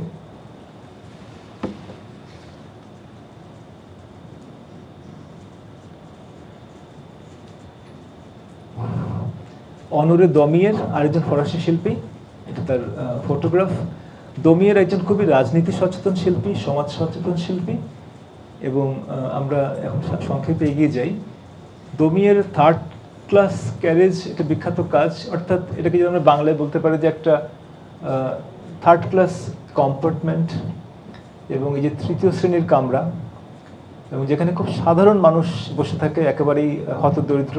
আমরা শোভন, আমরা এসি এসবে চড়ি, এবং যদি আমরা এই একটা মেল ট্রেনের একটা বগিতে উঠি যেখানে এই ভিড়ের মধ্যে মানুষ যাতায়াত করেন, আমরা যদি, এবং সেটাকে যদি আমরা 1862 সালের দিকে নিয়ে যাই ফ্রান্সে, তাহলে বুঝতে পারবো যে সেখানে কারা আছেন এবং যেভাবে তারা একটা কাঠের বেঞ্চিতে বা একটা আসনে বসে আছেন, এবং তারা যেভাবে ওই পেছনে যারা আছেন তাদের চাইতে নিজেদেরকে আলাদা করে ফেলেছেন এই সাধারণ মানুষেরা, যারা নিম্ন বর্গকে প্রতিনিধিত্ব করছেন। এই ছবিটা তিনি প্রিন্টও করেন এবং এটা তিনি অয়েল পেন্টিংও করেন। খুব নামকরা একটা কাজ। দমিয়ের একজন খুব নামকরা ব্যঙ্গচিত্রী ছিলেন এবং ছাপচিত্রী ছিলেন। তিনি লিথোগ্রাফ মাধ্যমে, যে মাধ্যমটা তখন সামনে চলে আসছে, সেটাতে তিনি দারুণ কিছু কাজ করেছেন। এবং এই লিথোগ্রাফ আপনারা জানেন যে এটা অনেকগুলো এডিশন করা সম্ভব। ছাপচিত্র বারবার পুনরুৎপাদিত হতে পারে প্লেট থেকে, এবং সেটা বা লিথোগ্রাফ যেই পাথরে করা হয় সেখান থেকে। তো এই ছাপচিত্র তার ব্যাপক পরিচিতি তৈরি করে, এবং ছাপচিত্রের মধ্যে তিনি প্রচুর প্রতিবাদী বিষয়কে তিনি তার ছবির অন্তর্গত করেন। যেমন এখানে বলা হচ্ছে যে প্রেসের স্বাধীনতা, মত প্রকাশের স্বাধীনতা, এটাকে তিনি সামনে নিয়ে আসেন এবং তিনি বলতে চাইছেন যে প্রেসের স্বাধীনতা আসলে এটা এমনকি রাজার যে মর্যাদা, হ্যাঁ, এটা তার চাইতে বড়। আমরা যেরকম বলি যে মানে অসির চাইতে মসি শক্তিশালী, হ্যাঁ, এবং এটা তো এই রকম রাজনৈতিক বিষয়গুলোকে তিনি সামনে নিয়ে আসছেন দমিয়ের তার কাজে, তার ছাপচিত্রে। এবং এই নানা ধরনের পোশাকের মধ্য দিয়ে তিনি সামাজিক নানা বর্গকে, যে ব্যাকগ্রাউন্ডে যারা আছে তাদেরকে চিহ্নিত করেছেন, আমরা লক্ষ্য করব। রোজা বনুর একজন নামকরা শিল্পী, নারী শিল্পী, ফরাসি শিল্পী, এবং তিনি বেশ খ্যাতিমান হয়েছিলেন সে সময়। আর তার কাজে আমরা দেখব যে তিনি মূলত এঁকেছেন প্রাণী। তিনি বন্য প্রাণী নয়, তিনি সেই সব প্রাণীকে এঁকেছেন যেখানে ফরাসি দেশে যেগুলোকে কান্ট্রি সাইডে বা নানা জায়গায় যারা ছিল, সেখানে তিনি অবশ্যই ঘোড়া, তার খুব প্রিয় বিষয়, এছাড়া খরগোশ, গরু, ভেড়া ইত্যাদি নানা কিছুকে তিনি এঁকেছেন। এবং এই দ্য হর্স ফেয়ার, এই যে ঘোড়ার মেলা বলে তার যে ছবিটা, সেটা খুবই নাম করেছিল সে সময়। এবং তার যেই পর্যবেক্ষণ শক্তি এবং এটাকে স্টাডি করা, তিনি আস্তাবলে গিয়ে স্টাডি করতেন, এমনকি তিনি পশুশালায় গিয়ে তিনি স্টাডি করতেন। এবং তখন মেয়েদের এসব জায়গায় ঢুকতে দেওয়া হতো না। তিনি পুরুষের পোশাক পরে এবং একটা পুরুষালী চলনে তিনি চলাফেরা করতেন অনেক সময়, এবং খুব উল্লেখযোগ্য এবং খুবই রিমার্কেবল একজন শিল্পী ছিলেন, যে মানুষ ছিলেন যিনি এই একটা মেল ডোমিনেটেড পরিবেশে তিনি নারীর শিল্পের পরিসরটা তৈরি করছেন এবং একজন খ্যাতিমান শিল্পী হিসেবে নিজেকে প্রতিষ্ঠিত করছেন।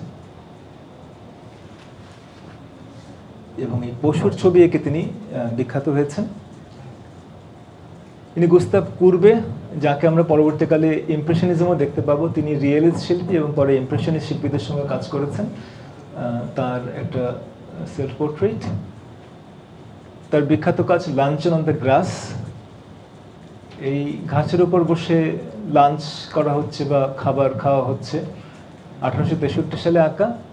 এবং এই ছবিটা খুবই স্ক্যান্ডাল তৈরি করেছিল, সেটা আপনার বিষয় দেখলে বুঝতে পারছেন যে এই যে দুজন ভদ্রলোক এবং ভদ্রমহিলা, দুজন ভদ্রলোক খুব পরিপাটি পোশাকে আছেন, তৎকালীন ফরাসি দেশের ভদ্র সমাজের যে পোশাক, কিন্তু ভদ্রমহিলার দেখা যাচ্ছে পোশাক নেই। তার পোশাকগুলো সামনে দিকে রাখা আছে এবং পেছনে আরেকজন ভদ্রমহিলা আছেন। তো এরা পরস্পরের সঙ্গে ঠিক সেভাবে যোগাযোগ তৈরি হচ্ছে না ছবির মধ্যে। যেমন ডান দিকের ভদ্রলোক কিছুটা বলতে চাইছেন, কিন্তু এই ভদ্রমহিলার সামনে আমাদের দিকে, দর্শকের দিকে তাকিয়ে আছেন, একদম চোখে চোখে তাকিয়ে আছেন, এবং মাঝখানে ভদ্রলোকও তাকিয়ে আছেন। এই যে কি বলছে লোক, এরা বোধহয় ঠিক খেয়াল করছে না, শুনছে না। পেছনে ভদ্রমহিলা কি করছেন, তার সে জামা ভিজিয়ে কোথাও দাঁড়িয়ে আছেন। এই পুরোটার মধ্যে একটা নাটকীয়তা এবং অনেক প্রশ্ন তৈরি হচ্ছে আমাদের মধ্যে, দর্শককে নানাভাবে কৌতূহলী করে তুলছে। এবং এটাকে যদিও বলা হচ্ছে লাঞ্চ অন দ্য গ্রাস, কিন্তু আমরা কিন্তু ঠিক খাবার খেতে তাদের দেখছি না, মনে হচ্ছে এটা খাবার খেয়ে ফেলার পরের সময়টা। এবং অনেকগুলো প্রশ্ন, অনেকগুলো বিতর্কে জন্ম দিয়েছিল এই ছবিটা, এবং তীব্রভাবে সমালোচিত হয়েছিল, যেটা আপনারা অনুমান করতে পারেন। তার বিষয় এবং তার যেই আরেকটা জিনিস লক্ষ্য করবা, যে তার ছবিতে যিনি যেভাবে রং ব্যবহার করেন, একটু কিছুটা ফ্ল্যাট, কিছুটা সমতলীয়ভাবে বর্ণ প্রয়োগ করেন, যেখানে এই সারফেসটা, যেই চিত্রিত যে সারফেস, সেটাকে আলাদা করে চোখে পড়ে। অর্থাৎ তিনি ইলিউশন তৈরি করেন না, এটাকে ত্রিমাত্রিকতার যে বিভ্রমের চাইতেও তিনি তার রং লেপনের মধ্য দিয়ে একটা ভিন্নতর ব্যঞ্জনা তৈরি করতে চান, যেখানে ছবির যে একটা আলাদা গুণ, সেটাকে উপস্থাপন করতে চান। এটা নিয়ে অনেক আলোচনা হতে পারতো, কিন্তু আমাদের সময় যেহেতু সীমিত, আমরা সংক্ষেপে করতে হচ্ছে। আপনারা এই ছবিগুলো জানেন এবং একটু ভালো করে দেখবেন নিশ্চয়ই। অলিম্পিয়া তার আরেকটা খুব নামকরা ছবি, সে একই বছরে আঁকা, এবং এটাও দারুণ স্ক্যান্ডাল তৈরি করেছিল, এবং মূলত বিষয়বস্তুর কারণে এবং কিছুটা তার ছবি আঁকার ধরনের কারণেও। আমাদের যে পুরোটা জুড়ে একটা বিছানা এবং সেখানে একজন ভদ্রমহিলা, এবং আপনি যদি খেয়াল করেন তার গলায় একটা রিবন, তার এই হাতে একটা ব্রেসলেট, তার মাথায় একটা ফুল অর্কিড, এবং তার পায়ে খুব ফ্যাশনেবল জুতো, এবং তার গায়ে কোনো পোশাক নেই। এই যে নগ্নতা, এবং তার মধ্যে অল্প কয়েকটা জিনিস, এবং পেছনে একজন কালো মহিলা, তার মেয়েড, তিনি একটা ফুল নিয়ে এসছেন, এবং এই ফুলটা কোনো একজন ভদ্রলোক যদি বলি থাকে, একজন মানুষ তিনি পাঠিয়েছেন, এবং ইনি, আমরা বুঝতে পারছি ইনি একজন প্রস্টিটিউট।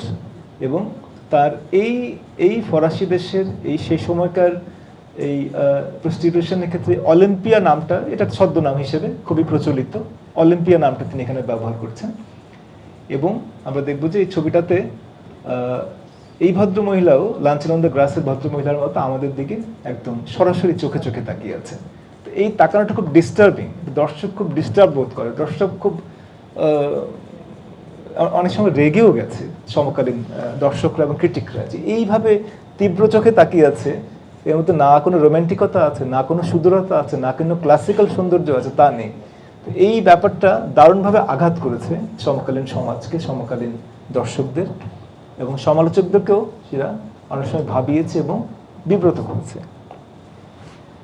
তো ছবির গুণাগুণের চাইতে ছবির বিষয়বস্তুটা বেশি আলোচিত হয়েছে।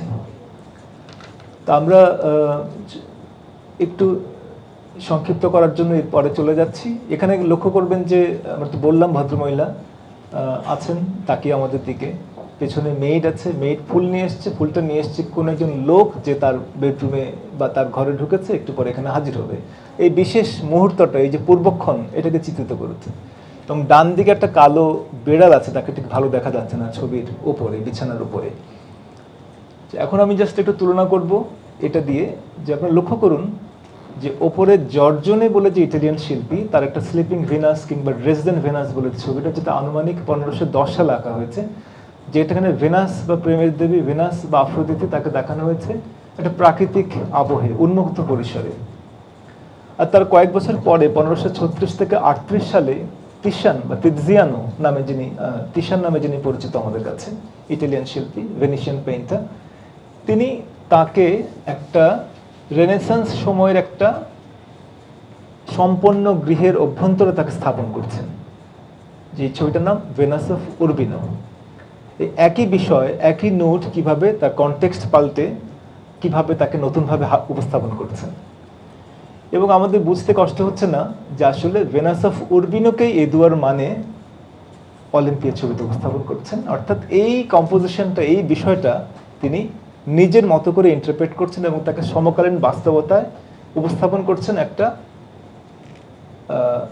অলিম্পিয়া নামের একজন মহিলার, এই যে তার সারাউন্ডিং, তার যে পেশা, তার যে বিশেষ সামাজিক অবস্থান, এর মধ্যে কিভাবে একটা ধ্রুপদী বিষয়, ক্লাসিক্যাল বিষয়, ভিনাস বা আফ্রোদিতি বা সৌন্দর্যের দেবী, প্রেমের দেবী, তিনি কিভাবে হয়ে যাচ্ছেন একটা প্রস্টিটিউটে রূপান্তরিত হচ্ছেন। অর্থাৎ একই কম্পোজিশনকে যখন ভিন্ন ভিন্নভাবে হাজির করা যায় এবং সমকালীন বাস্তবতা হাজির করা যায়, তখন কিভাবে সেটা একটা আঘাত, একটা অভিঘাত তৈরি করে। এবং ক্লাসিক্যাল বিষয়ে, ভিনাসের বিষয়ে যেখানে নগ্নতা অনুমোদনযোগ্য, কিন্তু একটা সমকালীন বিষয় সেটা ঠিক অনুমোদনযোগ্য না, সেটা তখন আমাদেরকে ডিস্টার্ব করে, আমাদেরকে নানা রকম প্রশ্নের মুখে ফেলে দেয়, আমাদেরকে আত্মসমালোচনায় দিকে তাড়িত করে, বাধ্য করে, উদ্বুদ্ধ করে। তো এই জায়গাটা আমরা দেখবো। এবং আমরা যদি দুটো ফিগারের একটু তুলনা করি, যে রূপায়ণ, যে কতটা ত্রিমাত্রিকতা, কতটা সৌন্দর্য, কতটা ইলঙ্গে, এই যে নানা কিছু যে পার্থক্যগুলো, ফারাকগুলো আমরা দেখতে পাবো, এর মধ্য দিয়ে আমরা বুঝতে পারবো যে শিল্প ভাষা কয়েকশো বছরে কিভাবে পাল্টে গেছে। আমি সেজন্য এই তিনটা ছবিকে রাখলাম, আপনাদের বুঝতে সুবিধা হবে। জার্মানে উইলহেম লেবেল আরেকজন শিল্পী, যিনি রিয়েলিস্ট মুভমেন্টের সঙ্গে যুক্ত বা চিত্রধারার সঙ্গে যুক্ত। আমরা খুব সংক্ষেপে তার কাজ দেখব। Three women in a village church. এই ভিলেজ চার্চে তিনজন মহিলা, তিন প্রজন্মের, তারা এই পবিত্র গ্রন্থ হাতে নিয়ে তারা আছেন বা পড়ছেন। এটা সেই বাভারিয়া অঞ্চলের যেই রুরাল পেজেন্ট বা গ্রামীণ কৃষক সমাজ, তাদের প্রতিনিধিত্ব করছে এই নারীরা। ভিলেজ চার্চে যারা সমবেত হয়েছেন, তাদের পোশাক, তাদের অবস্থান এবং তাদের সবটা মিলে আমরা দেখছি যে ছবিটা একটা সাধারণ মানুষের প্রতিনিধিত্ব করছে এভাবে।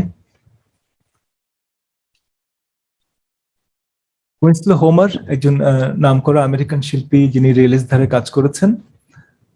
তিনি veteran in a new field. এখানে একজন যুদ্ধাহত সৈনিক, যার বয়স হয়েছে, তিনি একটা গম খেতে কাজ করছেন। এটা হচ্ছে এই ছবির বিষয়। এবং এই যুদ্ধ পরবর্তী সময়ে এই তাদের পুনর্বাসন এবং যুদ্ধ এবং তৎপরবর্তী সময়ে তারা কিভাবে খাপ খাওয়াচ্ছেন, সেখানে কাজ করছেন, এবং এইটা এই ছবির বিষয়।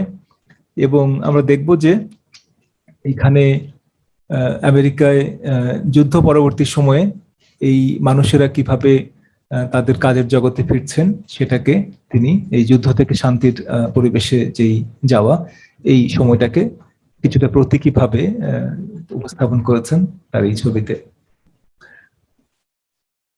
টমাস একিন্স আরেকজন শিল্পী, যিনি ফিলাডেলফিয়াতে জন্ম, এবং ইনি একজন আমেরিকান শিল্পী। এবং তিনি এই মানব অভিজ্ঞতা এবং অনেক বাস্তব ঘটনাকে চিত্রিত করেছেন তার ছবিতে, যেখানে তিনি আমরা দেখবো যে একটা অপারেশনের দৃশ্য, যেই